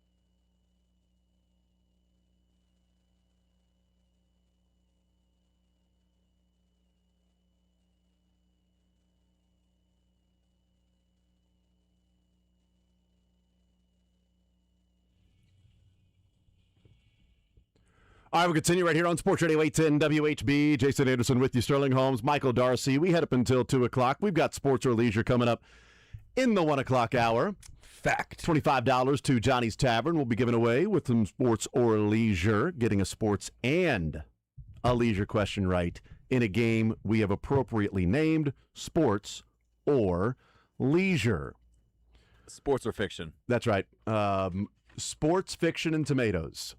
We talked in the first hour a little bit about the Dan Orlovsky quarterback traits rankings, which was arm strength.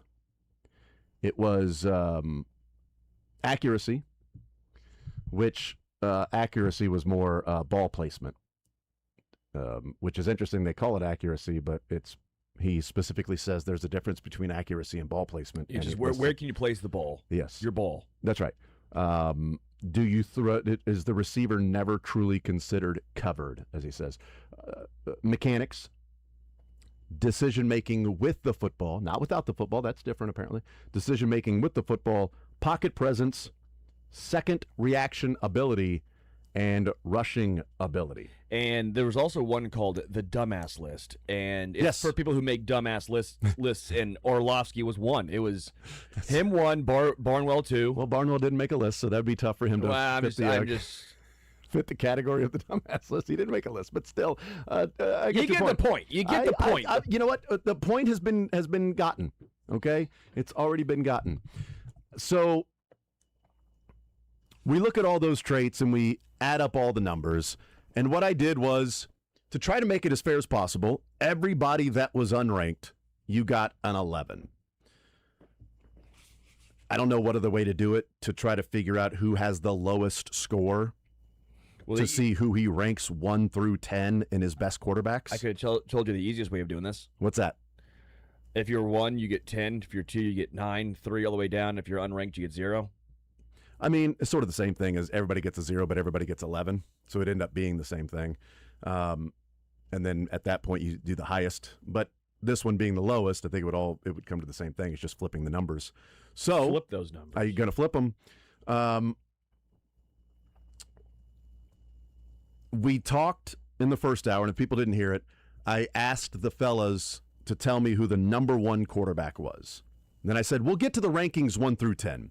But as we go to break and we talk with Kent Swanson and we hear from Chris Jones and Andy Reid, we will get into how the ranking comes down 1 through 10 based on adding the numbers. The folks guessed Josh Allen was the number 1 ranked quarterback. And they were wrong. They were wrong. The number 1 ranked quarterback was Drake May with a score of 32. Lower is better, kind of like your golf game. 32 for Drake May. Number 2, we talked about at that point, was Josh Allen with 34. Ooh, real close. Real close between those two guys. Drake May, Josh Allen. Number 3 was... I assume Matt Stafford. Matthew Stafford was number 3 with 41 points. 4 is probably Caleb Williams. 4 is not Caleb Williams. Lamar? 4 is not Lamar. I don't know who else came up that much. I felt Did we mention Joe Burrow? We have not yet, but you might as well do that. Joe Burrow is number 4. Okay. Who do we think is number 5? I just feel like again, Caleb Williams, feel like I heard him a lot. Not Caleb. Lamar. Now, who do we think is number 6? Caleb. Caleb Williams, yes. We haven't said a certain name yet. Number 7. I want to say like Dak Prescott. I almost want to say Jordan Love. Nope. Is it finally Patrick? Nope. Is this going to make us laugh? I mean, it might. They did mention Baker a lot. No Baker? No Baker. It might be like a Sam Darnold situation. Or Jaden Daniels also showed up a good amount in this list. Number 7 with 55 points, Justin Herbert. What are we doing? If man. Number 8.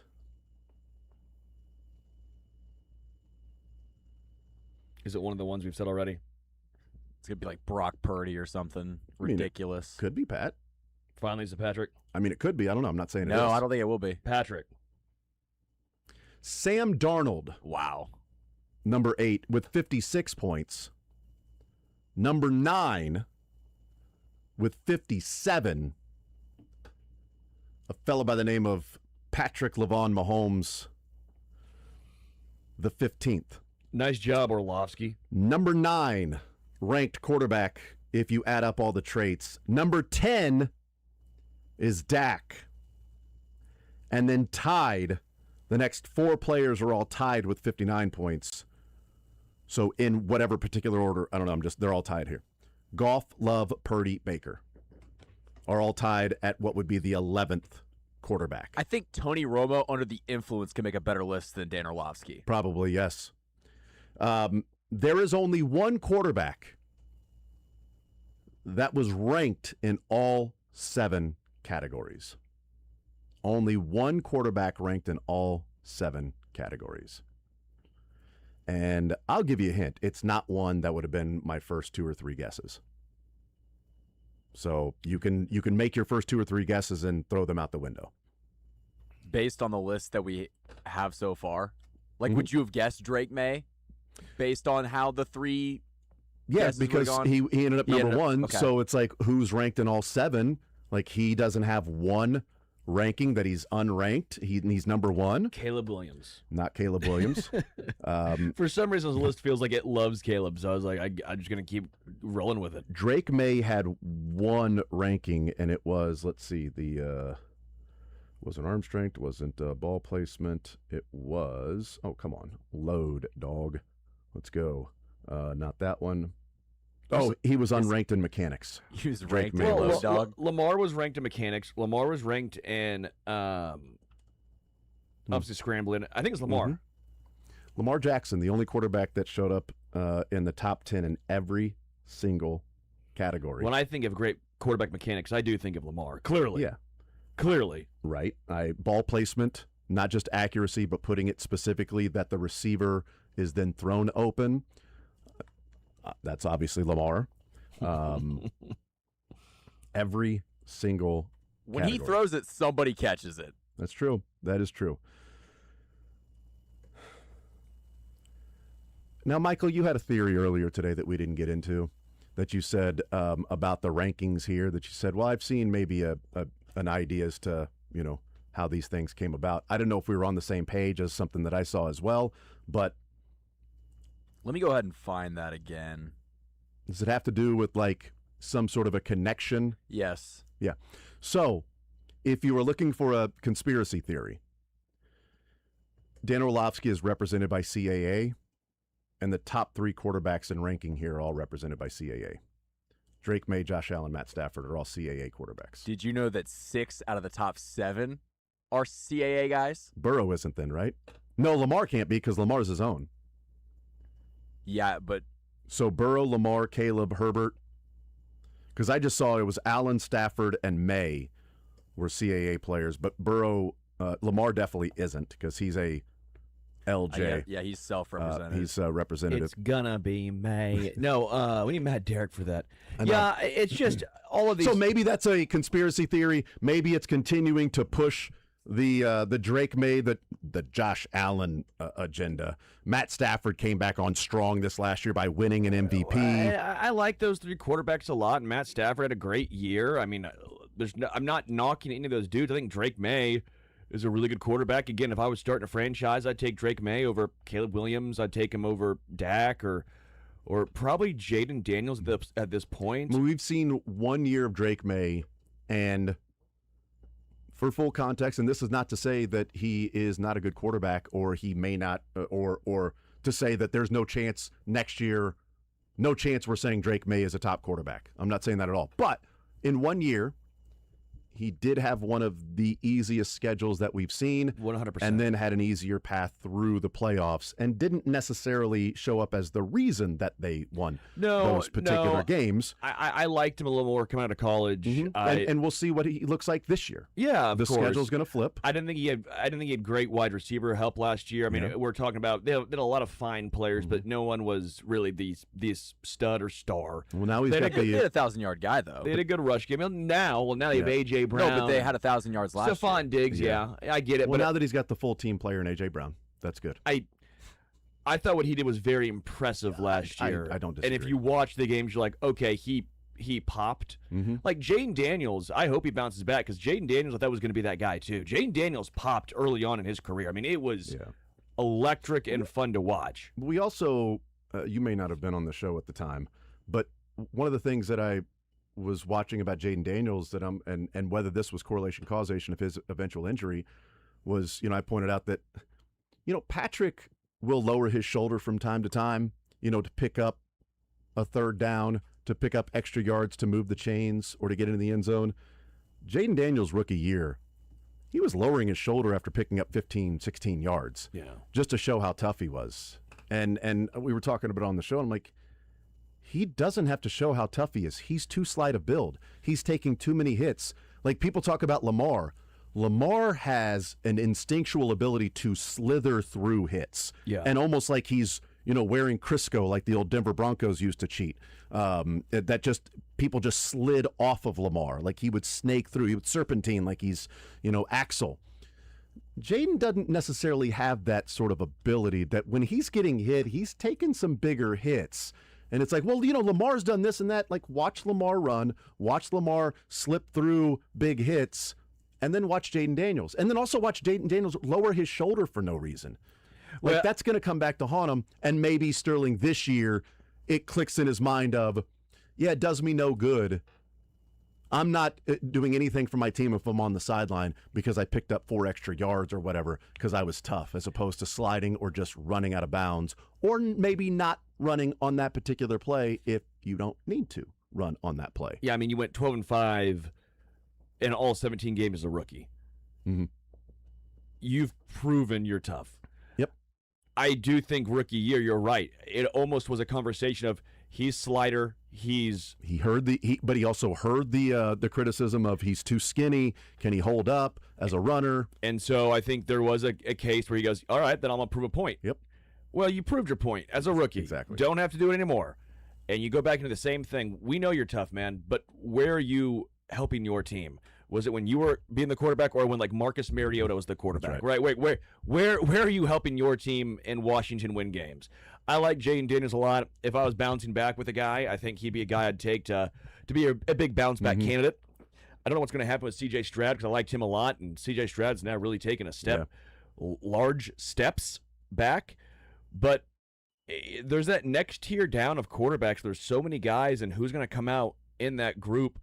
I mean, if you're looking at just talent, right? It's Jaden Daniels, it's C.J. Stroud, it's Jordan Love, I think, would get put into said category. I probably still have Drake May in that category. You got to see it a little more.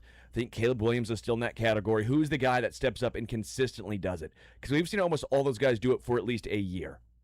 Almost all those guys have had 1 year where you go, wow, that's a great year. Because right now, Drake May's getting all this love, but Jaden Daniels is getting all this love at this time too, right? Caleb Williams took a little bit, but now Caleb Williams is getting all this love. But how many times can we see guys have one great year and then that's it? It's I don't want to say it for the Royals, but like, let's say Michael Garcia. You have that 1 year where you're like, wow, what a year. Cole Reagans, wow, what a year. That's who this guy is. And then 3 years later you go, oh, that was the outlier season. Yeah. Because you don't want to see that. But with some of these guys I'm mentioning, I think we're getting to that point. I mean, hell, we'll see what Jackson Dart, if he can get into that category this year for the Giants. There's a plethora of dudes you can look at and say, hey, can this guy, Carson Beck with Arizona, Cam Ward, I think, is a really good one with Tennessee. Yeah, I mean, you're looking at just a ton of guys in that tier of, well, you see some talent, but can they do it consistently for more than just a single season? Yeah. Bleacher Report put out. We talked with Daniel Harms yesterday, and that's the top 1,000 that Bleacher Report did, the NFL 1,000, where they end up ranking 1,000 players, but they also did it by individual position groups. And we talked with Daniel a lot about tight ends and cornerbacks because that's the position groups he ranked. But quarterback, there were 5 that showed up in the all-pro ability, which you had to have a ranking of at least 90 on this one. And the way they did it is a little bit like what we just did with Dan Orlovsky. They gave a grade. They didn't rank 1 through 10 or 1 through whatever. They gave a grade. Accuracy was 1 to 25. Processing was 1 to 20. Arm talent out of 15. Decision-making out of 15. Pocket presence out of 15. And leadership out of 10. So different weights for what it takes to be a quarterback, not just all weighted the same. And maybe that's what Dan Orlovsky would say is, okay, yeah, it comes up to Drake May, number 32, but I don't weight all 7 of those categories the same. By doing that, you're weighting the running ability the same as pocket presence or accuracy or ball placement or arm strength and decision making and second play creation.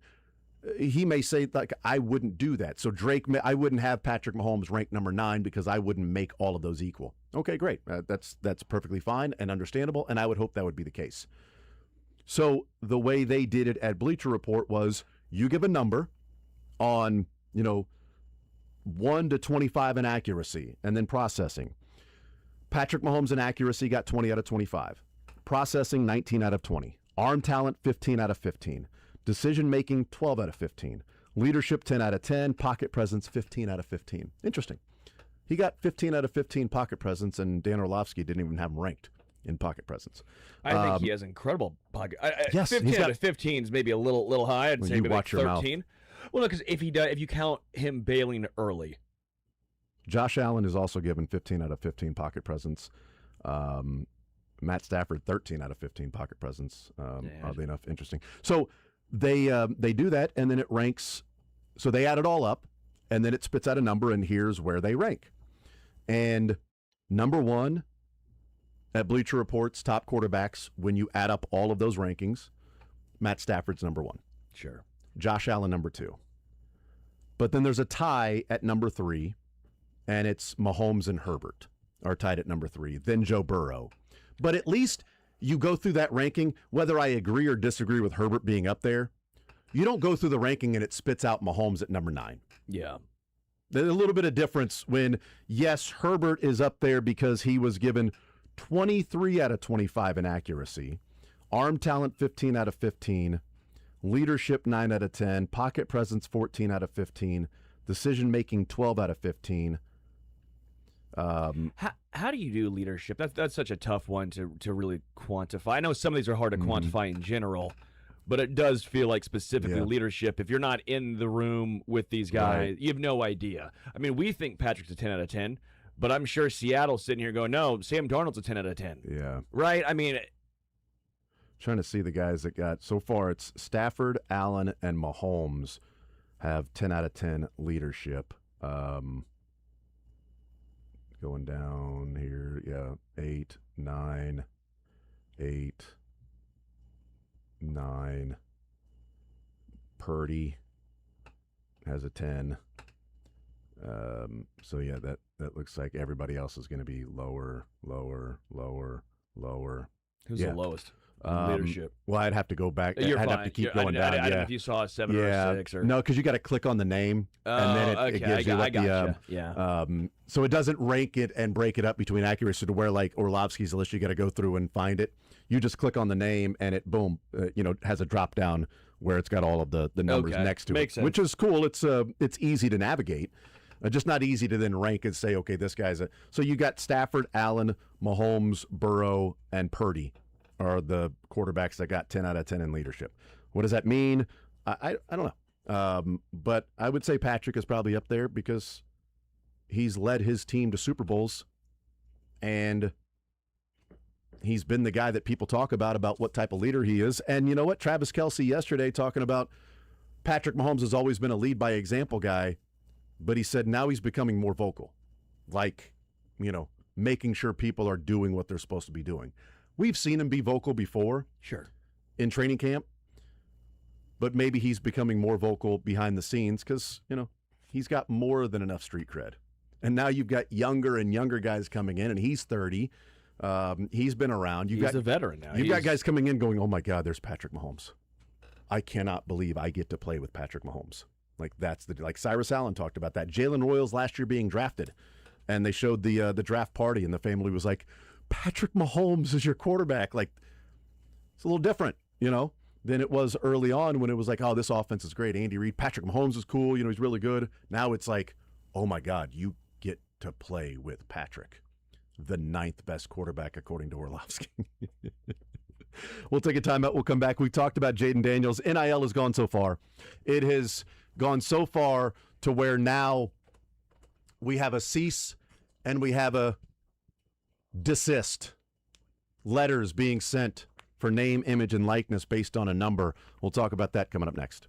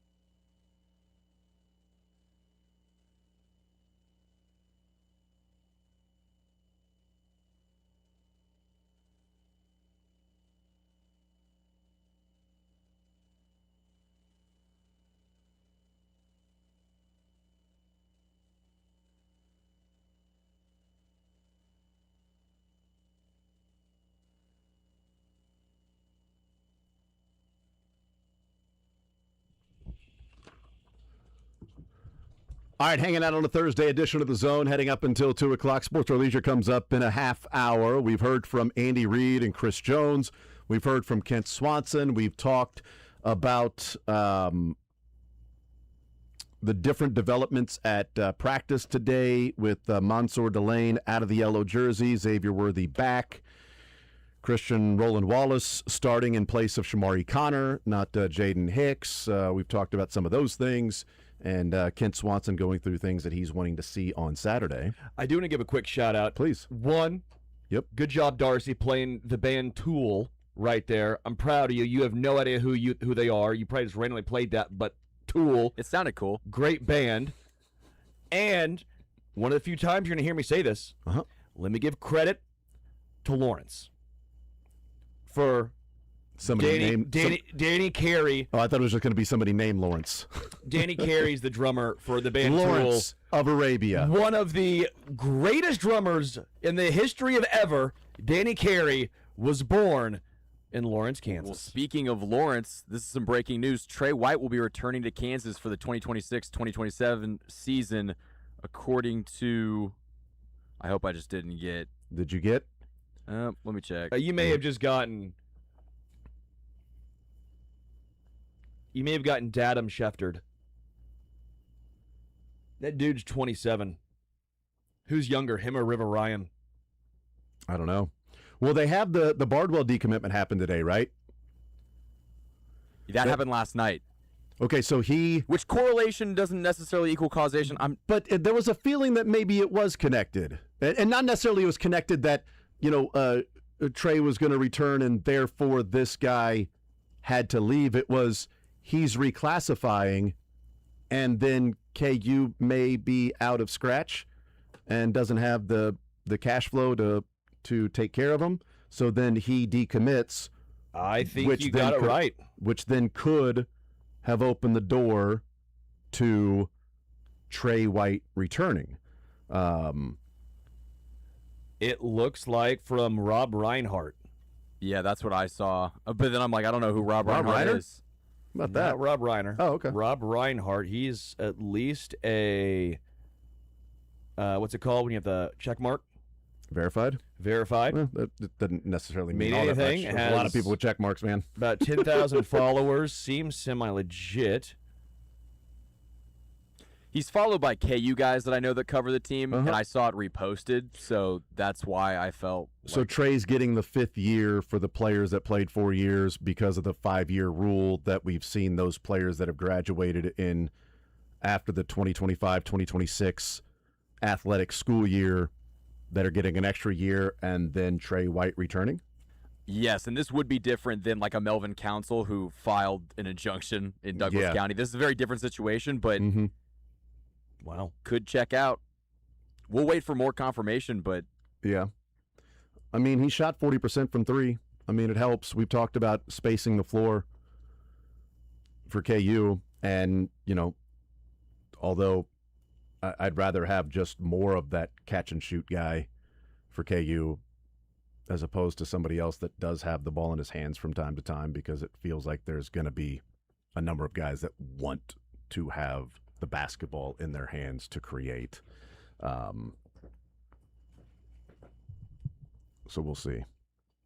But that's interesting that Trey White is reportedly returning because you have, and maybe KU was waiting on it. Maybe you didn't have the Trey White decision because it also makes sense why that kid decommitted yesterday.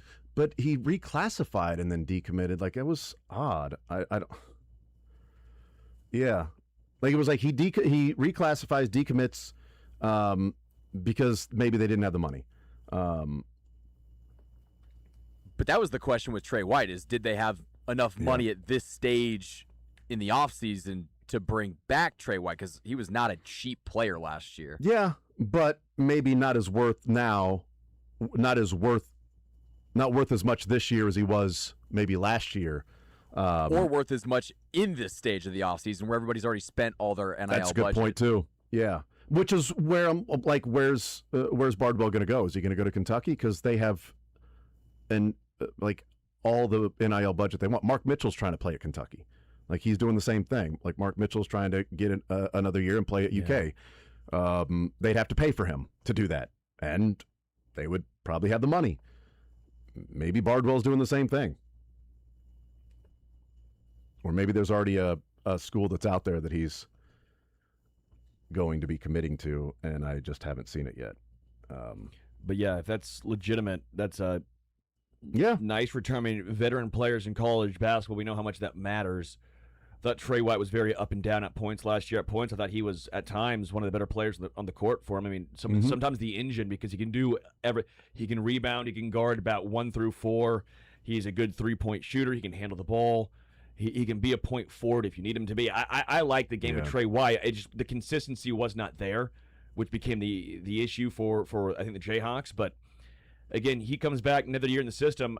I think if you are a KU fan, if this is true and he is coming back, you have to be pretty excited. Yeah, you've got an older guy there when you got a couple of those pieces are going to be younger players that are going to be handing the rock mostly. Like we know that. Freshmen. And you got a guy that will be in his 5th year. So that helps. I'll be very curious to see what happens with Melvin Council. That will make the injunction stories that we've been talking about across the country seem a lot more real because it's in our backyard. Yeah, we'll find out. In fact, let's take a timeout. We'll come back, and on the other side, we will talk about Jaden Daniels. We're talking about injunctions and NILs and things like that. We'll talk about that with about Jaden Daniels and what's taking place there at LSU. More Zone coming up next.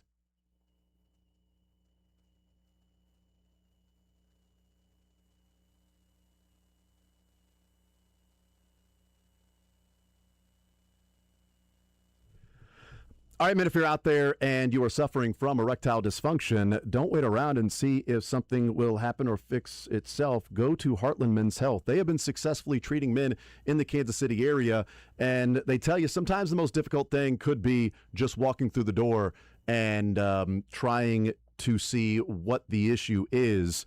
Sometimes, have the social faux pas or whatever it might be that's keeping you from doing that. There's no reason to wait around and hope that maybe the pills or the herbals will continue to work, because maybe they have failed or never worked to begin with. And it's an issue that is caused by many different underlying conditions. It is not something that every single man suffers from the exact same thing, exact same cause. It needs to be unique to you, and that's what Heartland Men's Health does. They have treatments that work with success rates well over 90%.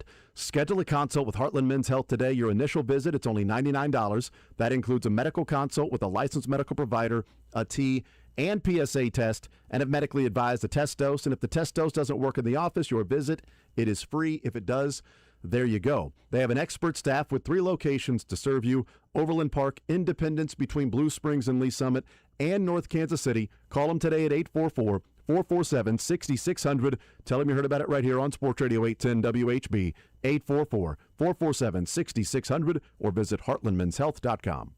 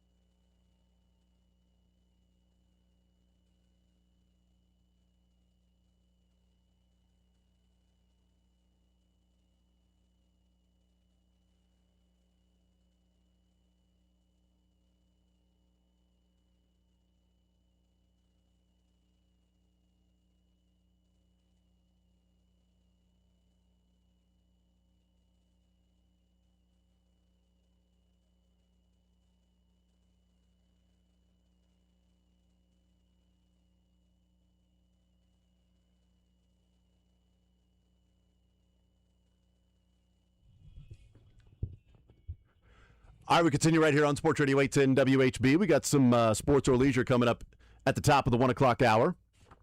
Fact. We've talked a little bit about, or at least alluded to, what's going on at LSU with Jaden Daniels. So if you have not seen this story, how absurd and sort of farcical it feels like we've gotten into with NIL. It went from players not receiving any compensation whatsoever for their name, image, and likeness in video games and the such, to now we see this. An attorney representing Washington Commanders quarterback Jaden Daniels has informed LSU that it no longer can use his name, image, and likeness, according to an August 5th letter.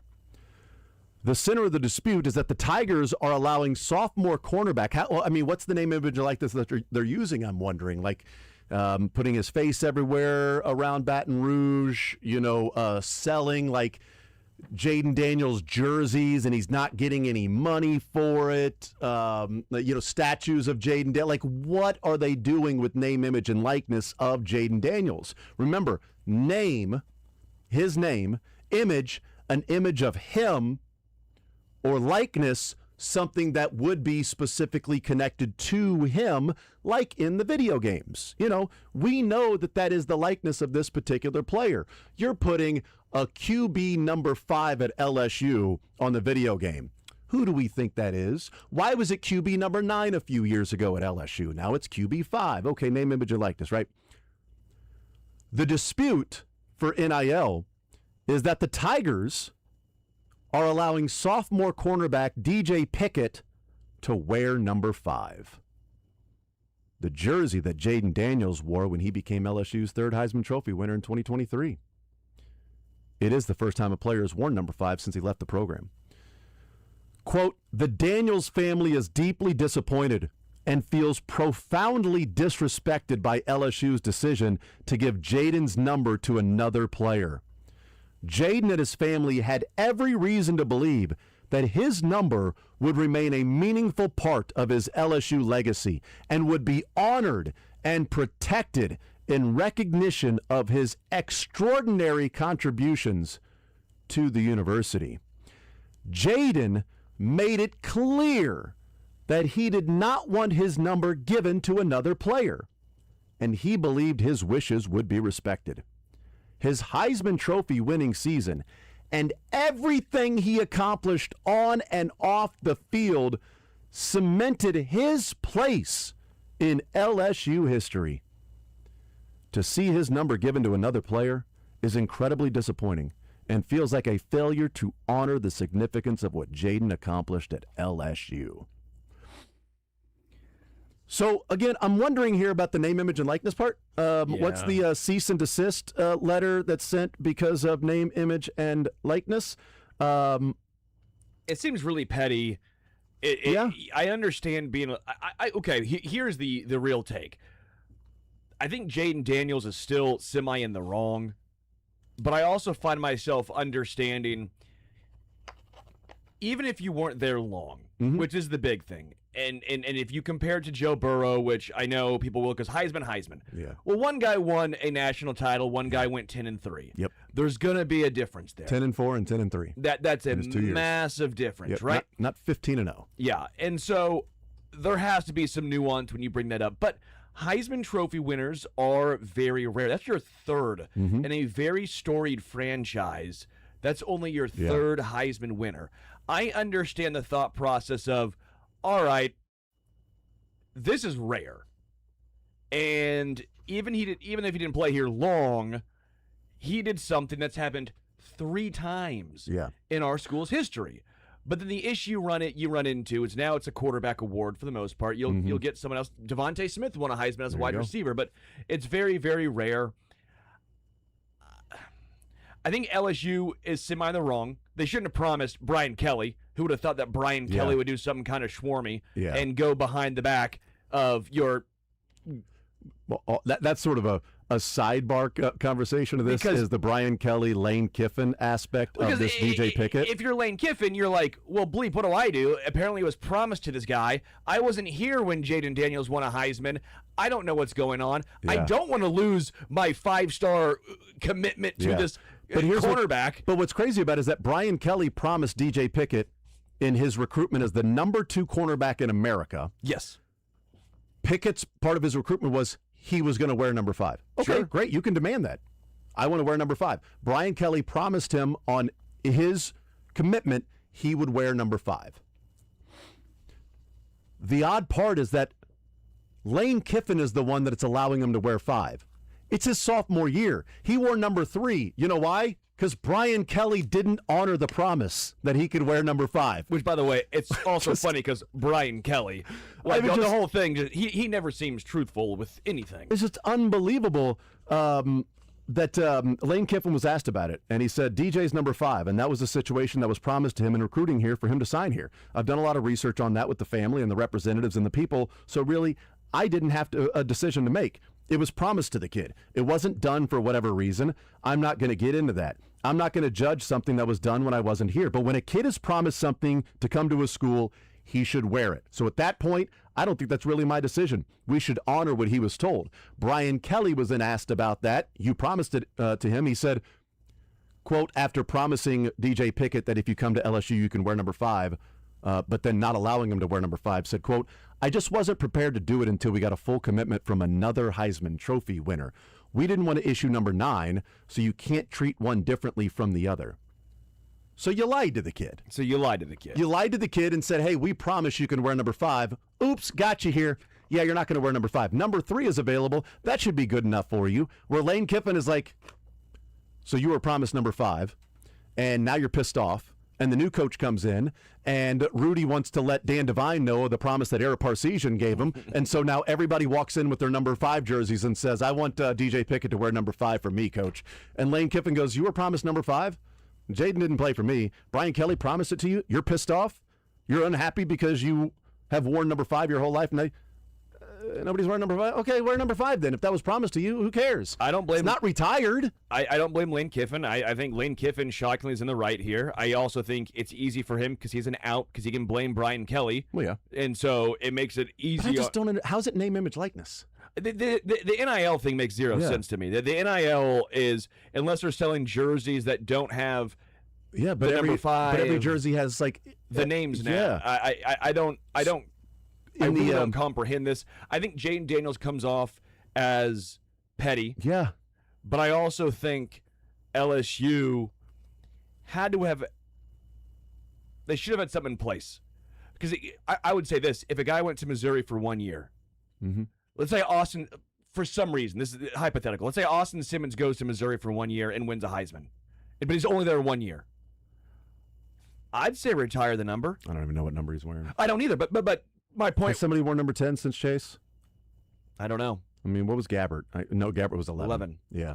But I guess that's my point, right? But if somebody wore number 10, I wouldn't look at it and go, and now Chase didn't win a Heisman, but he was the highest ranked. I mean, he went as a Heisman finalist. And they did great things for Missouri, and he was there a long time. But if somebody wore number 10, I wouldn't go, oh my God, how can you possibly give somebody number 10? I'd say you better be damn good. I'd say you better be damn good. I don't disagree, but it's not like, the like NFL with your number retired. It's not like Syracuse giving somebody a 44. Sure. Like, that's a little different. And LSU only truly has one number that they don't wear, and that's number 20 for Billy Cannon, the first ever Heisman. It also lists here, so if Jaden Daniels wants to complain, it lists here, the LSU policy states that an athlete, to have their number retired, must have completed competition for 5 years before being nominated for jersey retirement. And he or she must have demonstrated truly unusual and outstanding accomplishments, such as winning a Heisman Trophy, National Player of the Year, but should be based totally on the LSU career. That first part is interesting of the competition for 5 years. Joe Burrow's number is not retired. Correct. It's just that Brian Kelly wasn't going to allow somebody to wear number 9, and then, of course, wasn't going to allow somebody to wear number 5 either. But his jersey is not retired. The cease and desist letter noted that Jaden Daniels had a contract with LSU that allowed the school to use his NIL for the first 180 days past his final college game. So they could sell Jaden Daniels jerseys for 6 months after he was done playing. Okay. His attorney writes here in the letter, accordingly, LSU must immediately cease and desist from any further use, display, publication, distribution, promotion, commercialization, or other exploitation of Mr. Daniels' NIL in any manner or medium. Any use of Mr. Daniels' NIL occurring after LSU's receipt of this notice will be deemed knowing and willful and will be pursued vigorously through all available legal and equitable remedies without further notice. So Jaden Daniel bobblehead night has to be called off now. Clearly. But also, what NIL were they using that they write here about the display, publication, distribution, promotion, commercialization, exploitation? Was he not, whatever they were doing, was he not mad about that before somebody wore number 5? Yeah. So were they making money off his NIL past the 180-day agreement, and he didn't care until somebody was given number 5? Or this is all BS, and he's all pissed off and mad and upset because somebody's wearing number 5 at LSU, and that number should be sacred or retired because he won a Heisman there at LSU when he played more games at Arizona State than he did at LSU, by the way. I know he won the Heisman at LSU, but he played 29 games at Arizona State. He played 26. Well, and what's hard with college for LSU sports, college football specifically, you have so many dudes. So many guys, only so many numbers. Like they double down sometimes on offense and defense, right? Like it's difficult. So I get you're not going to retire a lot of numbers.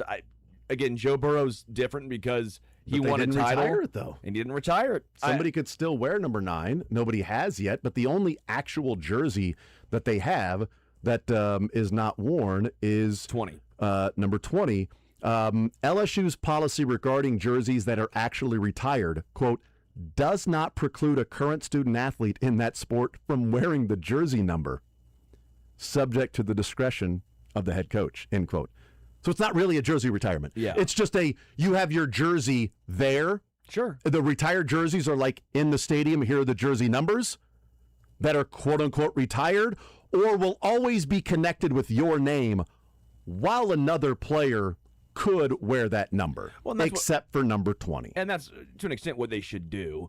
Just hang the banner of Burrow 9, Daniels 5, put it in the stadium. But if somebody wants to wear it, they want to wear it, whatever. I always think it's a little interesting to me when players really want to wear what could be considered a retired number. Mm-hmm. Well, who was it for the, was it Kayvon Thibodeau? Who was it for the Giants that wanted to wear? Was it Carter? Abdul Carter. Abdul Carter. And to an extent, I'm always like, there are a lot of numbers. Yeah. Especially NFL is a little different. Again, because college are more players. Mm-hmm. And so you have to have more numbers available. Yeah. But even if your pick it is a little weird of like, hey, there's a lot of numbers. I get this was your number in high school. I get you like the number. But there was a Heisman winner here a couple years. I mean, I can see both sides, but if both sides come off wrong. But if he was promised it, and part of it was like, look, LSU, I want to make sure that I'm going to wear number 5 if I'm coming. Yeah, you will wear number 5. And then you get there and you're not allowed. Like, that would be different than, hey, throwing jerseys out. Here's number 5. Okay, for you. Here's this. Yeah. Here's that. Here's number, whatever. Like, Lane Kiffin, I think what happened is this kid was pissed. And when you go and have to re-recruit everybody, so Brian Kelly leaves, who recruited the kid. Lane Kiffin comes in. He's having to re-recruit the players. And Pickett's like, yeah, I was promised number 5, and I'm pretty pissed, and I like to wear number 5. If you're going to keep me here, that's going to be part of it, because I've got people that are calling, and I can go somewhere else, and I can wear number 5. Hold on. You were promised to wear number 5, and you weren't given number 5? Yeah. Okay. Hey, athletic director, sir, is number 5 retired? No. Okay. Yeah. You can have number 5. You're staying and playing as one of the best cornerbacks in America? Great, awesome. Let's go have fun. Let's kick it. We'll give you 2 number 5 jerseys. I don't care. However many you want. Double nickel, 5. You want a 3 and a 2 to add to 5. I don't care. You got a 5, whatever. Brian Kelly promised it to you. That's his issue. Brian Kelly should have to answer to Jaden Daniels because he promised him the issue or promised him the jersey. Sports or Leisure next.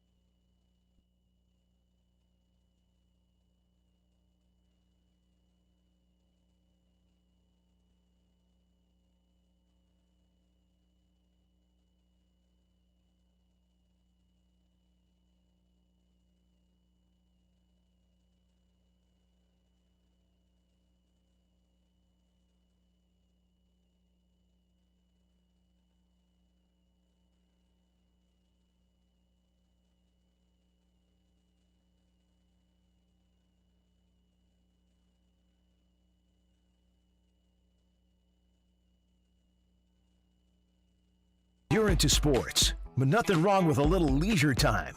Why not both? You're going to have a heart attack by the time you're 40 if you don't learn to relax. It's time for sports or leisure on The Zone with Jason Anderson.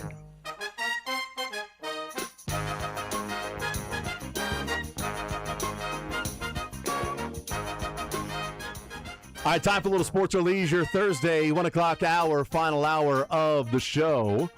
913-381-810 is the phone number to play a little sports or leisure today. 913-381-810. First in, first on. How you play is you get a sports question, you get a leisure question. You get them both right, you win. Either of them wrong, though, you do lose. But the question is out there for someone to call in and request if they know the answer to it. We give out the right answer when it has been answered correctly, or oftentimes it happens that we have just simply run out of time to play, and we did not get a right answer to that question. So that is how you play. What we're playing for is $25 at Johnny's Tavern, premier sports bar in Kansas City, 10 area locations, including Lawrence and Topeka. Johnny's Tavern, great spot to go and watch the 6 preseason games tonight. Chiefs in action on Saturday at 3 o'clock. So what do we got with the number of games? We got 6 tonight. We got 1, 2, 3 tomorrow. And then 8 on Saturday. So there you go. 3 tomorrow. By the way, 3 tomorrow, all starting at 6 o'clock. What are we doing here? Yeah. What are we doing here? We can't schedule a little bit better? Although 2 of them you get to watch on ESPN, Broncos and Falcons, and the NFL Network, Bucks and Jets. Good. Look. Stop Big Stream. You know this. I'm anti-Big Stream. Hold it. Well, ESPN stream if you don't have the... You can just get the... No, but you know my point. That's right. I'm anti-stream. You know this. I know. I'm more of a River guy. River Ryan guy. Yep, that's right. Anti-stream. Mm-hmm. Not a big fan of prostates. So Saturday, Chiefs in action, 3 o'clock, NFL Network, and locally on KSHB 41. I'm a local man. I will be watching KSHB 41 as well. That is coming up this weekend. But a lot of football where you can go to Johnny's Tavern and enjoy that. You can enjoy it even more if you had $25 in your pocket in the form of a gift card to help you with the price there. Let's get into the categories if we shall. On the sports side, one of the categories we have is Major League Baseball. There's going to be a split between Royals and then just some generic Major League Baseball questions, although they are connected to something the Royals are doing, but it's just not a Royals answer. And then we also will tell you to go UDFA yourself. These are questions about undrafted free agents that eventually made a name for themselves with the Chiefs. It is not some random dude that was undrafted and got cut on the first day of training camp. These are players that had multiple years, if not long careers with the Chiefs after going undrafted. What about on the leisure side, Sterling? What do you got for us? Name that band. Sterling's favorites. So I'm not doing deep cuts, really. Mm-hmm. I love deep cuts, but we're not going to do that because then I feel bad. Okay, great. Space Stuff. New one. I'm reading a really good book. Don't spit right now. I was taking Space Stuff. Space Stuff. As a dude who's reading a really good book called The Right Stuff by Tom Wolfe. It was about, just space things and planes and badassery from America. It's pretty damn cool. But space stuff, so we'll talk space things. Fun. Okay. Space stuff.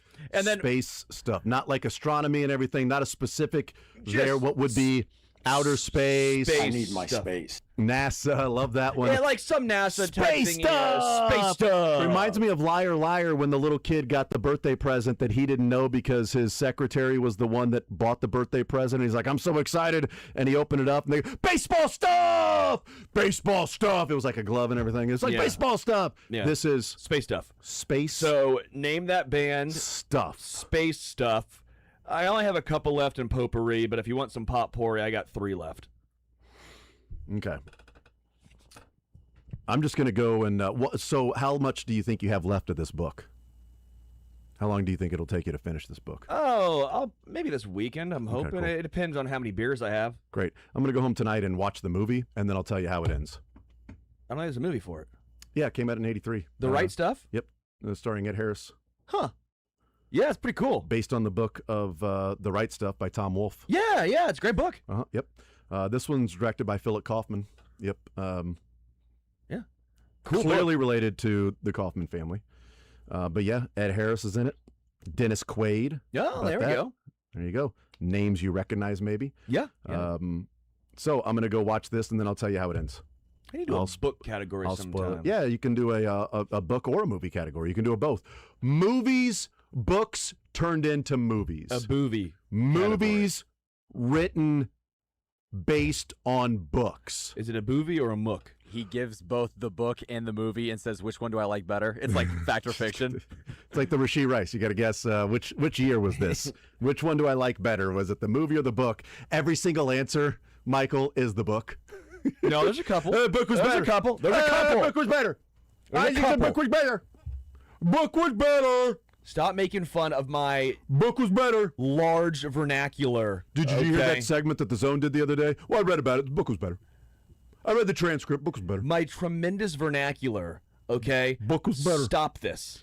I'm gonna go watch The Right Stuff tonight and tell you how it goes. I implore you to pick up a book. No. Nope. Ooh. Sorry, I just looked up on Rotten Tomatoes, so you can't use it next week. Damn it. By the way, what do you guys think? The Right Stuff, real quick, and then we'll start Sports or Leisure.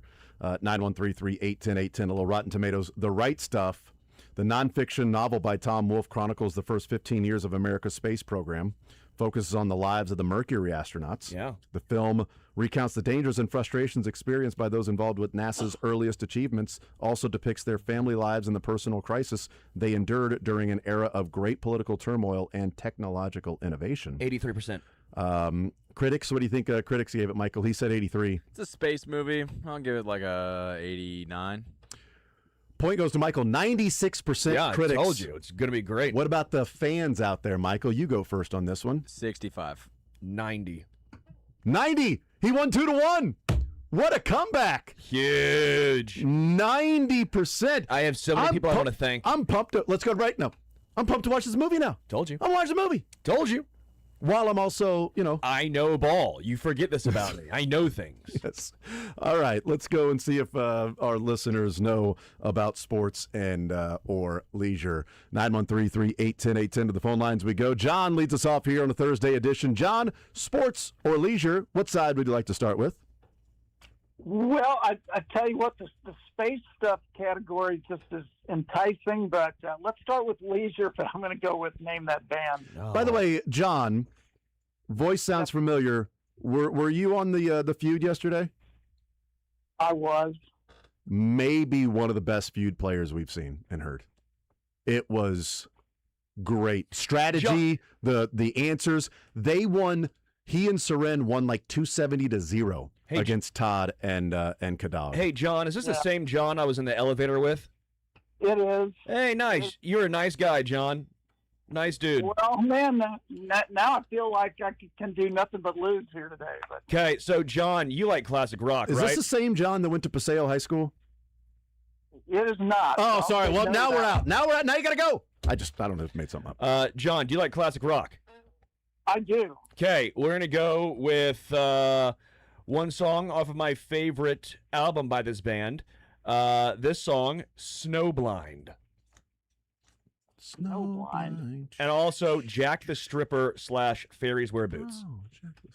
I mean, your favorite band, I think it's usually No. This is not my favorite band, but this is my favorite album by this band. Oh, Snowblind. okay. That's a distinction worth noting. Blind Snow. Oh, is that from the great Paradise Theater? Nope. Nope. It's Oh. not Styx. Not Styx. Is it Rat? Then I have not. That's the only song I can think of. Snowblind. This was when they were on a lot of blow for this album. Well, I kind of got the reference with the snow. Yeah, I figured. And then also Jack the Stripper / fairies wear boots. I don't think they were blind because of the powder on the actual mountain as they were skiing down it. This band had multiple singers, 2 of which were extremely famous and popular. There's definitely a Stick song called Snowblind. Oh. Well, I know, but we're not You going said to... Jack the Stripper, fairies wear boots. Yeah, see, Lebo got it. Jack... Iron Man for him. Come on. No, that's easy. Nope. That was what? cussed. No, you didn't, though. Caught myself. That's New Day between 8 and 9 on Thursday. And Kelsey talking yesterday. All right, need an answer. John, what do you say? Oh, Snowblind, Jack the Stripper, and some other songs that they performed. Black Sabbath. Yes, Black Sabbath There it is is. correct. Yeah. Nice job. Nice job. There you go. Great songs right there. I mean, I'm watching the Little League World Series, right? Because Missouri and Wisconsin are playing right now. The winner of this one will go on to the championship of the Midwest region. Missouri represented by a team from Columbia. Missouri's down 8-3. They got nobody out. They got a runner at second. This bothers me. It's a ground ball to the third baseman, Sterling. Okay, Michael Sterling. Runner at second, nobody out. Ground ball to the third baseman. You're at second base. What do? You pause. He ran right. Just took off and started running. Third baseman just picked it up and tagged him. How do you get to the 12-year-old Little League World Series and just run? Anyway, sports side, Major League Baseball. We have Royals. We have generic Major League Baseball questions. And you know what, John? You can go UDFA yourself if you want to choose that category. Well, I've never been told to go UDFA myself. Not recently. You have now. Yeah. But I would love a Royals MLB question from Benny Matthews. Let's do it then. All right, Jack Caglione, 21 home runs this year. If you can tell me, John, who is the last Royals outfielder to have at least 20 home runs in a season? Oh, you guys were just talking about this. Was it Alex Gordon? Yes, it was. And John, after winning. John, well done. We'll put you on hold. Congratulations. Nice job. Johnny's Tavern, $25 heading your way. Well done, bud. Thank you, guys. What a big couple days for John. Kills it on the leisure and the sports, and one of the best feud players, and just embarrassed Todd and Kadog yesterday. Yeah. Just embarrassed them. Tracks. I mean, it was just, I would say it was embarrassing, but I've already said that he embarrassed them. Yeah. So if I was them, I would be embarrassed. I know that. That was a rough outing from them. All right, 913-3-810-810 to the phone lines we go. Jerry next up on Sports or Leisure. Jerry, what side would you like to start with, sir? Sports side or the leisure side? How about the sports Royals question? All right, Sports Royals for you. You know what? Let's go with this one then. Cags, 23 years old. Who is the last left-handed hitter for the Royals, aged 23 or younger, to hit at least 21 home runs in a season? It's not Chris Getz. It's not Chris Getz. Nope. Left-handed hitter to hit at least 21 home runs in a season, age 23 or younger. And not a random dude. Play a big part in a couple things, Royals history. Maybe Moustakas. Mike Moustaka. Mike Moustaka. Wow, really good one there. Yep. Yeah. A lot of moose dongs for Moustakas, age 23 or younger. He is the last lefty to do that. Cags now has done that. Leisure is what Jerry is trying to do now with Sterling. We have Space Stuff. We have Named That Band. And we have a couple left in Potpourri. Potpourri. All right. M&M's Fruit Chews would eventually become what popular candy?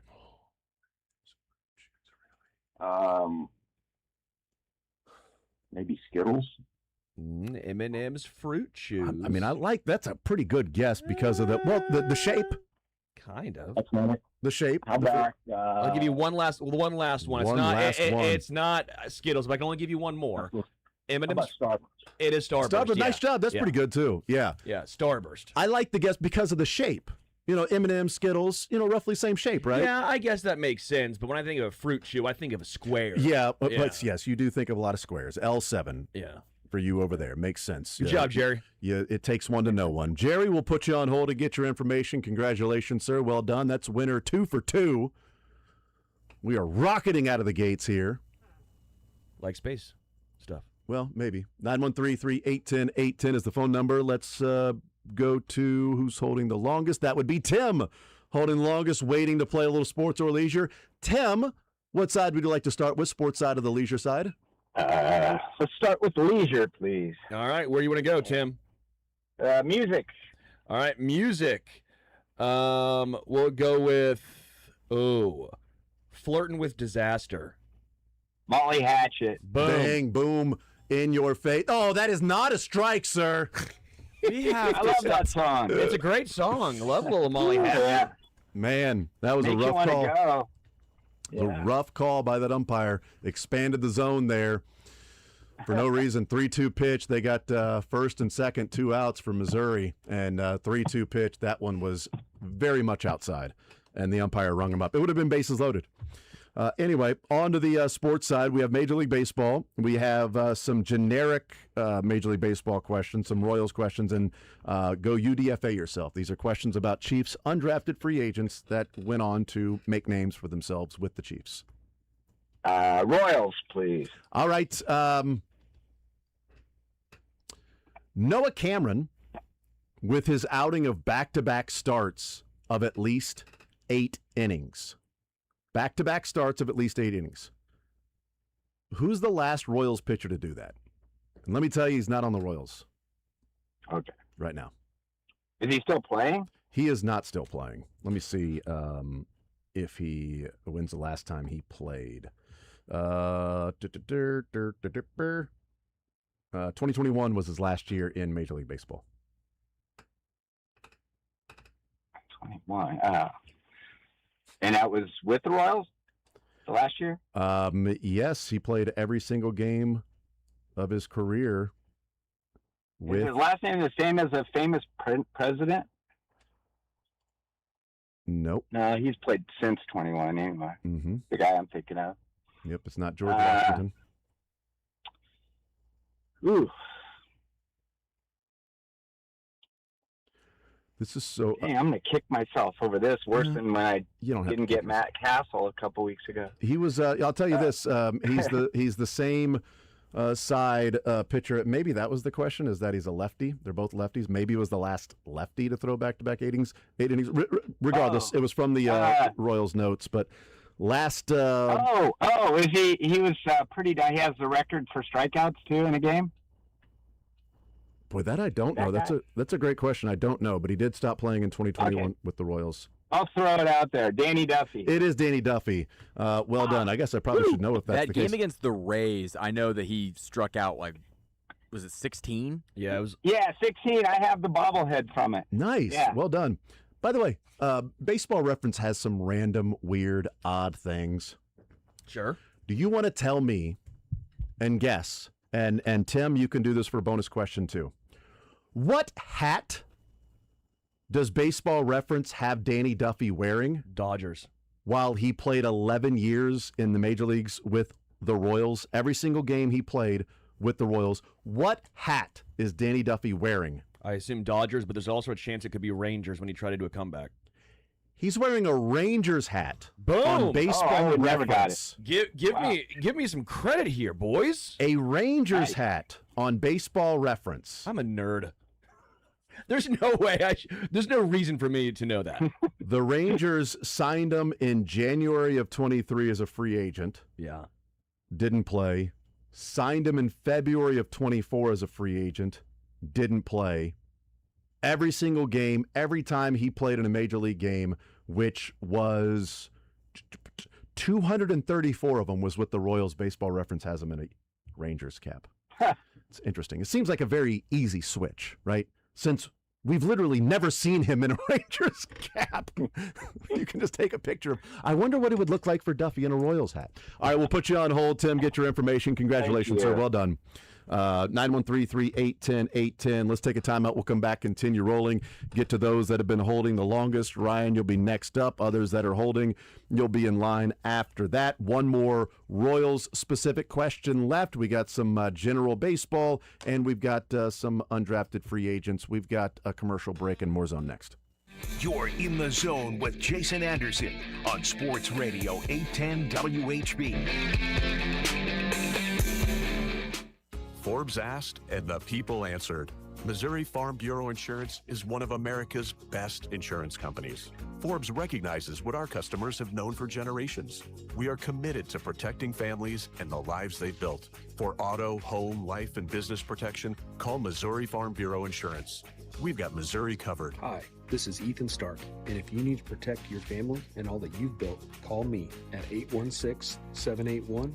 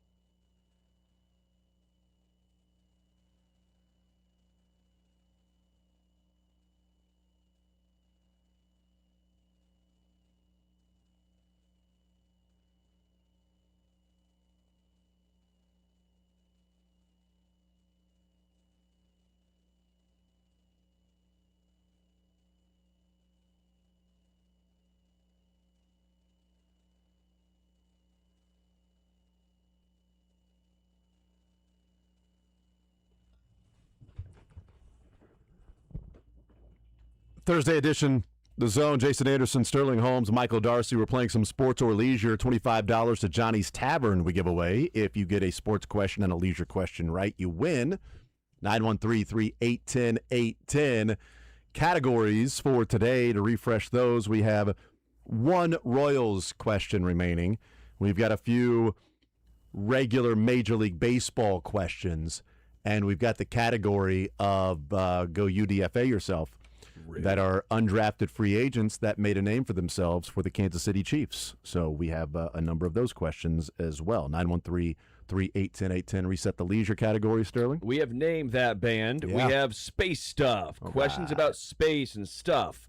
And then potpourri, otherwise known as potpourri. There you go. Those are the categories, sports side and the leisure side. We head back to the phone lines. Holding the longest is Ryan next up to play some sports or leisure. Ryan, what side would you like to start with, the sports side or the leisure side?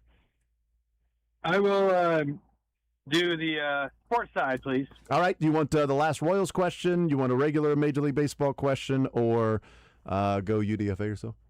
Yeah, we can try the UDFA. All right, great. Good for you. All right, let's bring this question up. Here we go. Michael, it's actually going to be the second one on that list there. Undrafted out of BYU, he got opportunity to show what he could do with injuries to the starters in the secondary his first training camp. He not only made the team, but he played in the first game of the season. He would go on to play 8 years for the Chiefs, winning a ring, making one of the biggest plays in a playoff game, and eventually going from fan favorite to the subject of frustration and playing time, along with depth chart and decisions by the coaching staff. Man, I guess Daniel Sorensen from, I think he might have been a safety. Daniel Sorensen is correct. BYU safety. The injuries there in training camp, Eric Berry and a few others. Daniel Sorensen got playing time, played in all the preseason games, made the squad, played in game number 1, made the stop on Justin Reed against the Texans in the divisional round with the tackle. There you go. Dan Sorensen, undrafted to 8 years. Over to leisure with Sterling. Potpourri is space stuff, or name that band. Definitely not the band one, so I guess we could try either one. Either one of those other categories is fine with me. Okay, space stuff. Space stuff. Who were the first 2 people on the moon?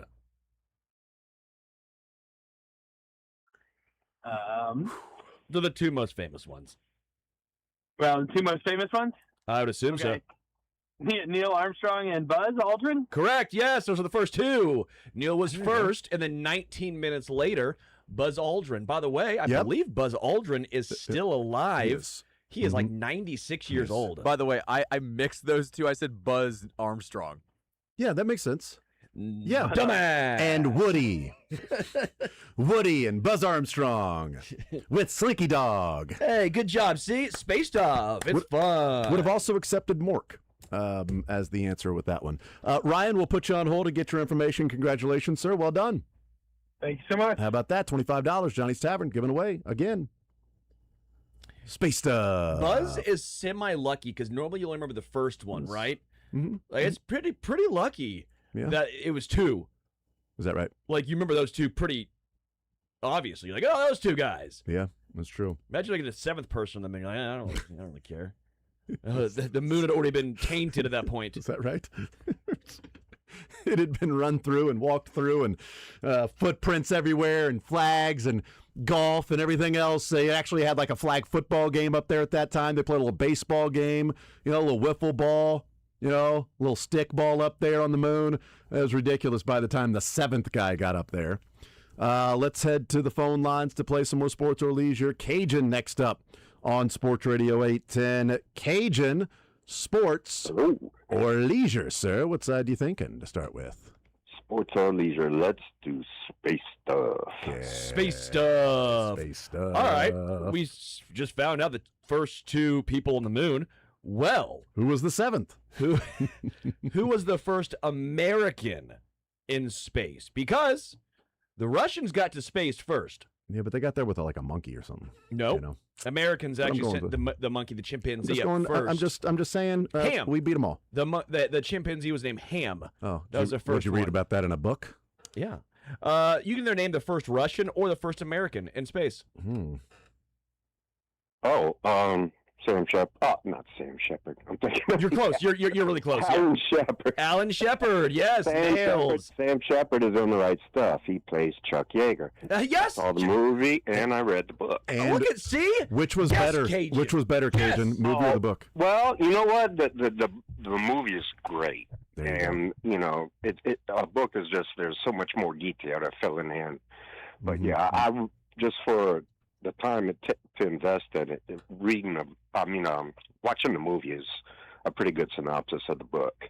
And then you need to read Yeager after that. Yeah, I mean, he's a badass. It's like the whole reason why pilots speak the way they speak is all because of him. Is that right? Correct. Yeah. And I'd call your attention, if you watch the movie before you read Yeager, the very end of the movie figures prominently in his book. Awesome. But they don't talk about it in the movie. All right. It's like the close of the movie. Interesting. Okay. I'm looking forward to watching the movie. It's awesome. Because that's what I do. I can either read the book for the book report, or I can just watch the movie and go that route with the book report. So that's just that's how I'm going to do it. Over to Leisure Side, Cajun, we've got a few regular Major League Baseball questions, and we have undrafted free agent ones. Yeah, I guess a regular baseball. All right. Let's go with this one then. Salvi has 334 interleague hits in his career. That is the third most all time. Did not even realize Salvi has the third most interleague hits of all time. Name either of the players with more interleague hits than Salvi. I will tell you, one is still playing and one is retired and in the Hall of Fame. Ooh. I don't know. Both are in the American League. Oh, I'll give you another hint with that one. I was thinking one of the Braves. Both Braves, but no. American League players. One would make sense for how long he played and started playing right at the interleague era when it began. So his entire very long career was pretty much. I should know it, but I'll give up. Let somebody else have it. Cajun, you're the man. Have a good weekend. I love that about you. You have a good weekend too, brother. All right. Absolutely. 913-381-0810. That question is out there and available for someone to weigh in if they know the answer to either one of those players that has more hits in interleague play than Salvi. Third most all-time interleague hits for Salvi. Let's head to the phone lines and we bring in T-Box next up on Sports Radio 810, a little sports or leisure, 913-381-0810. T-Box, what side do you think in sports side or the leisure side? Well, is there a Miguel Cabrera question out there? No, there is not. Okay.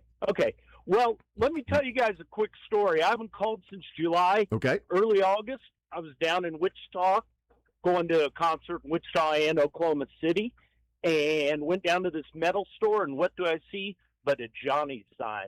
There you go. Wow. So there you went go. in there, bought some CDs, and walked into Johnny's and grabbed myself a beer. That means you need to win now. Who'd you see in concert? I saw Tom Kiefer and John Corabi. Nice. Solid. Saw them in Wichita, and then a couple days later in Oklahoma City. Fun. All right. Great show. Nice. So, Sterling, go ahead and give me, if you got a metal or a rock music question, I'll take that. Okay. This band had like 9 iterations of them, but this is the best song, Jane. Oh, Jefferson Starship, Jefferson Airplane Starship, Mickey Thomas's Starship. Have I named enough? Yeah. How many starships are there? It was Jefferson Starship. This is what Freedom at Point Zero. That album kicked so much ass, and this song was the best one off of it. Couldn't that have also been in Space Stuff? I guess that could have been Starship. in Space Stuff. A lot of starships there. Typically, when you're on a starship, you are in Space Stuff. Over to the baseball side, we have one Royals question left. We have that question out there with Salvi, and we got a couple of other generic baseball questions. And then we also have the undrafted free agents, T-Box. I'll do just a generic baseball if you got an older one. Okay, yep, not the one that was out there with Salvi. No, because I was thinking of the wrong person. Okay, let's go with this one then. Salvi, after this series with the Dodgers, now holds the record for the most RBIs in interleague play as an American League player with 219. As an American League player. So now you could have played for American League and National League, but the RBIs only count for when you were playing for an American League team. So Salvi's number 1, and if you can tell me who was number 2 in RBIs in their career, and let me make sure. Yeah, this guy also played his entire career in the American League too, so it's not like he bounced around from American League to National League.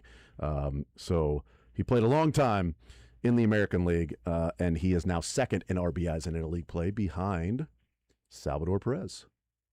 I was thinking about Jose Altuve. Does he still play with the Twins? No, Altuve's still with the Astros. This guy is retired and is not a Hall of Famer, but should be a Hall of Famer. Well, I'm having it. They're just not going to. I just got nothing. Man, I'm probably going to end up leaving it. Let me drain my brain. Yeah, you can drain your brain. He played 20 years with 1, 2, 3 different teams. 20 years, 3 different teams. Tommy, I thought Tommy went in the Hall of Fame. It's not Thome, but this guy played for 3 different teams for 20 years. And if he should be, he'd be a Hall of Famer if not for circumstances surrounding his career. I know who it is. Who is it? It's got to be Alex Rodriguez. It is A-Rod. A-Rod, an A-bomb from A-Rod. Salvi now holds the interleague record for American League players with 219 RBIs, surpassing George Alex Steinbrenner's box. And Alex Rodriguez is coming back to the Yankees, along with Roger Clemens. That is correct. It is Alex Rodriguez, who is not a Hall of Famer, only receiving like 40% of the votes. It's interesting. Like his numbers would say he's a Hall of Famer, but the writers are just. I wonder why. It's weird. I'm not sure. That is correct, T-Box. I believe that's a winner, right? Yeah. There you go. So next time you're around and you see that Johnny's sign, boom, you got $25 to help you out there as well. Thank you, T-Box. You're the man. Thank you, guys. Johnny's rocks. Yes, it does. 913-381-0810. That is a winner for T-Box. We head back to the phone lines, and we bring in Avery next up on Sports Radio 810 WHB, playing some sports or leisure. Avery, what side would you like to start with, man? How many interleague hits did you say Salvi has? He has 334. 334. And you said that's third? It's third most. The most is 369. The second most is 364. Salvi has 334. And you don't think that Miguel Cabrera has 370? I'm going by the. Now, when I saw the note in the notes, I saw the note in the Royals notes. It did not specify specifically only as American League players. Oh, did he? It did that with RBIs, but it did not specify with American League players on the hits. Because Miami. But both of these guys are only American League players. So now I'm wondering if they also specified in the notes that it had to be specifically an American League. Because Miggy would have had it with Miggy Miami. has more RBIs than Salvi, but he had a number of them with the National League team. Because I was seeing Jeter up there too, but I'm gonna move on with my life. I'll do space stuff. I'm gonna move on with my life. Space stuff. Space stuff, man. Avery. That got me. What is the coldest planet in our solar system? I don't know, Pluto planet. No, that's a dwarf Uranus. planet. Hey, yes. Is it? You nailed it. Yeah, Uranus. You nailed is the Uranus. There you go. coldest You planet nailed Uranus. in Nice job. our solar system. How about that, man? Can you believe that Uranus is that cold? Hard to miss it. It's not the first time I've gotten Uranus right on this show. Guys are such children. Such children. What? Michael Collins was the third guy on that Apollo 11 mission. He didn't even get to touch the moon. Yeah, it's kind of crazy, but I mean, Phil Collins was the 7th. I can't wait till we put a man on Uranus. Stop. What? Stop, dude. Yes, we got it. I mean, we're all aware of what's going on. I'm here, talking guys. about space stuff. I don't think you are anymore. I think you've Jason. moved on from space stuff. Okay. We'll do UDFA yourself. Okay. By the way, now I've got the notes pulled up. I want to see if this was American League only. Hold on. Oh, son of a gun! It is AL players. I did not see that note. I swear to you. I was just reading through. It is AL players only on the hits. So then Miguel Cabrera probably had a few as a Marlin. Yeah, he definitely had a number. Because, again, Miguel Cabrera has more RBIs than Salvi in interleague play, but Salvi's got the most, as every single one of his RBIs came wearing an AL uniform. So, but yes. I know. I'm disappointed in myself for not seeing the AL note. Maybe I just read that as Al. Salvi's third most hits behind Al and these two players. You want to go UDFA yourself? Yes, please. All right, great. Let's go with this one here. All right, he was the first ever Georgia State player invited to the Combine, but still went undrafted. He would end up playing 4 years with the Chiefs, but leaving as a free agent right before Mahomes took over as the full-time QB, but still being part of Mahomes' debut. What position did he play? Well, he was a big part of Mahomes' debut in a connection with Mahomes, but he left right before he might have put up some fun numbers. Yeah. Because Mahomes wasn't the starter full time. Yeah, I got it. Yeah. But he was in that game that day and put up some big numbers that game with Mahomes and then got himself a nice contract. Yeah. Oh, okay, it seems like a wide receiver that played the game 16 or whatever. Same league as Salvi. Mm-hmm. Plays in the same league as Salvi. Just plays in the American League. Georgia State. What? Yeah. So it's not Jeremy Macklin. It is not. No, he was not undrafted. It is not Jeremy Macklin. Oh, right. Oh, boy. I don't know. Come on, Avery. If I can get it, you can get it. Yeah, I was going to say, if Sterling can get it, you can get it. You're smart, dude. I got it, yeah. If Sterling can get it, you Where'd he get the contract? Was it Miami? I was just going to say an AFC team, but yeah, if you want to just give it away, then yeah, it was Miami, yes. Okay. That guy sucked. He went on to do nothing in Miami. He did. Oh, dang it. Can I get an additional? Maybe there. No, I gave you too good of a hint, Pretty Avery. good. You know who it is. We need the name. Yeah. Oh. There's a hint that I would give that would be a dead giveaway, No, but you I'm not can't do going it. to, Avery. Can't do it. Not going to do it, Avery. Wouldn't be prudent.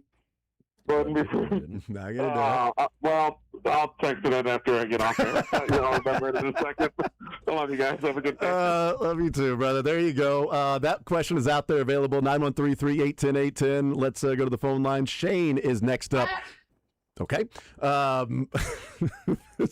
Next up, Shane, sports or leisure? What side do you want to start with? I'm going to try leisure. All right. Name that band, Space Stuff, or Potpourri. In that band, Space Stuff or Potpourri. Certainly, you know I love the music, so let's name that band. Are you gonna be my girl? Is that a 3-letter word? Yes, I believe it's Jet. It is Jet. Yeah, Jet. Are you gonna be my girl? They are coming to the Truman soon. I'm gonna go see them at the Truman. They're from Australia. Are they really? Have you seen them before, Truman? I've never seen them before. Well, because they broke up when I was going to. They broke up in 2012. Got back together for like a one-off in 16. Then came back a little bit in 23. But now they're touring again. So got tickets to see them. Are you their manager, by the way? Could be. I know things, Jason. Yeah. Sorry, I like music. I know things. You're like Chris Farley in Wayne's World 2. Like, and then we're going to go there. And then we're heading over. That's Wayne's World 1. That was Wayne's World 1. Dang it. That's Mr. Big. I was thinking about the also the running as the roadie. Yeah. Because I got no place else to go. All right, over to the sports side. We got one Royals question left. It's a toughie. We also have a couple of general baseball questions, and we've got UDFA questions, including the one that's still out there. Yeah, I love to tell you to go UDA. I can't even speak today. Sorry, UDFA yourself. Yep. I want to take that one that's out there, and I think I know the answer, and I kind of feel bad for Avery because I hope I can miss one day where he'll be able to steal one from me. But I'm going to say Albert Wilson. Albert Wilson is correct. Albert Wilson with a huge game there with Patrick Mahomes, and then got a 3-year contract with the Dolphins. Good for him. But would have probably put up some fun numbers in Kansas City with the Chiefs with Patrick Mahomes. But that's how it works. I would have liked to keep him. I remember seeing when he was doing good things in Miami, thinking, boy, that'd have been nice to have him here with Mahomes. Yeah, he was a fine player. Yeah, full on Mahomes. Yeah, right. Yeah. Shane, we'll put you on hold, get your information. Congratulations. Well done. Thanks, guys. Yep, absolutely. You too. 913-381-1010. See if we can sneak in a couple more contestants. Let's go. Kurt next up on Sports Radio 810 WHB. Kurt, sports or leisure? What side do you want to start with? Is that sports question still out there? The interleague? Yes, it is. The Hits Interleague, which, by the way, is specifically for American League hitters only. Did Avery not? He definitely said a name that was on this list. Yes, if you want to. I think Jeter, right? Jeter has the second most American League hits in interleague play. The most is another name that was mentioned. The most is Jose Altuve with 369. Okay. Jeter 364. Salvi 334. And again, make sure we're all aware that this is American League players only. But you got it right. Jeter. Trout on the brain too a little bit, but yeah. Over to Sterling on the leisure side. We have Space Stuff, Potpourri, and Name That Band. Name that band. It's Not Over. It's not over. It's not over. Oh, yeah. Also sing a song called Home, but really was famous from American Idol, but very, very early American Idol. Oh, God. Kelly Clarkson. Anything older? I mean, Bald Dude. It's pretty old. I mean, this probably came out like early 2000s. Kelly Clarkson. But it's an American Idol contestant? Yeah. You would know. My sweet spot. You'd know this. Male or female? It's a dude. Yeah. He's 46. American Idol. It's really hoping you give me like classic rock, to be honest. I mean, yeah, this is still it's very hard rock. It's not classic rock, but this is very, not easy rock. That's for sure. Is he local? I don't. Daughtry's the only guy I can think. Yeah, of. it's Daughtry. It's Daughtry. Yeah. Wasn't he like Blue Springs or something like that? No, he was born in North Carolina, but like he had for some reason he's a big connection with KC. He goes to Big Slick every year. He's a really good dude. I like Daughtry a ton. I wanted to make sure I got a Chris Daughtry question because he's just a badass. Yeah, good for you. Making sure you did that. Him, Underwood, and that's about the extent of my American Idol. Well, that's why I thought it was kind of easy. What Ruben stuttered? Huh? Oh, Ruben! It's my sorry for 2004. What about Clay Aiken? Clay Aiken. Didn't Ruben lose to Clay Aiken? I think so. Well, I don't clearly, remember. Kurt, you Daughtry have some history and some knowledge about American Idol, sir. Okay. A little bit. Yes. Kurt, we'll put you on hold. You'll have some knowledge about Johnny's Tavern as well. $25 heading your way. Congratulations. Well done. Right on. There we go. All right. One more contestant. Andrew, 913-381-1010. Got to go quick. Andrew, sports or leisure, what side do you want to start with? Let's go sports. All right. We have one Royals question left, and then we have a generic baseball, and then we have UDFA. Let's try Royals. All right. Royals. Who was the last Royals player to have 5 hits in a game before Tyler Tolbert? This is the tougher one that's left with the Royals questions. But last player to have 5 hits in a game. It would be a surprise. Played a few years with the Royals. They eventually had to DFA him, not UDFA him. I believe they ended up DFAing him after signing him to a contract, thinking that he would be better than he ended up being because he had a career year and then signed a contract extension. Juan Gonzalez? No, this was recent. Yep, I would say since COVID. Man. Hunter Renfrow? Close. Hunter.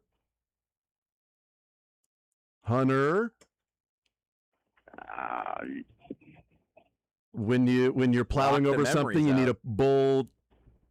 Hunter Dozier. Hunter Dozier, well done. Nailed it. Nice job. Leisure with Sterling. We just are up against time. Name so that go ahead. band spaced up for potpourri. Name the band. Mother by this band. Yeah, you nailed it, yeah. Thank you. First name's Glenn, but that's not the name of the band. I just keep thinking Ozzy's and Black Sabbath. No. No. It's well, one more guess, and then we gotta go. I don't know. Dang it. Andrew, thank you for playing. What was the answer there, Sterling? Danzig. Danzig, Mother. Danzig. We'll take a timeout, then we'll come back. Danzig.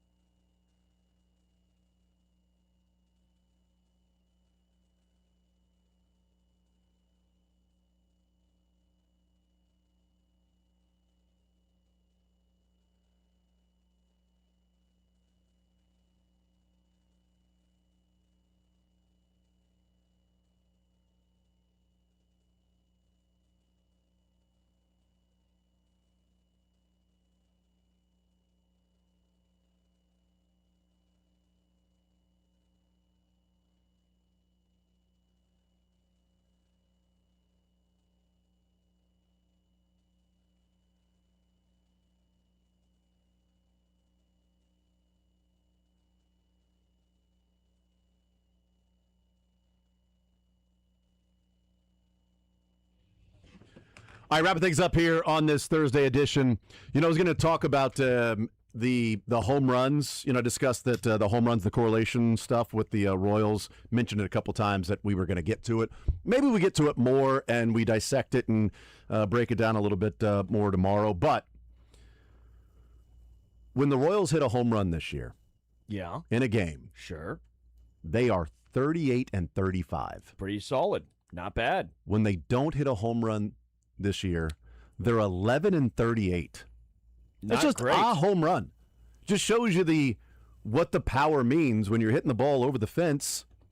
Even if it's a solo shot, there's still 3 games above 500 when a ball leaves the yard for their offense. So then the offseason, what you're saying is going to be the fence is 280 feet. That's what I'm saying. Make it Yankee Stadium, but smaller.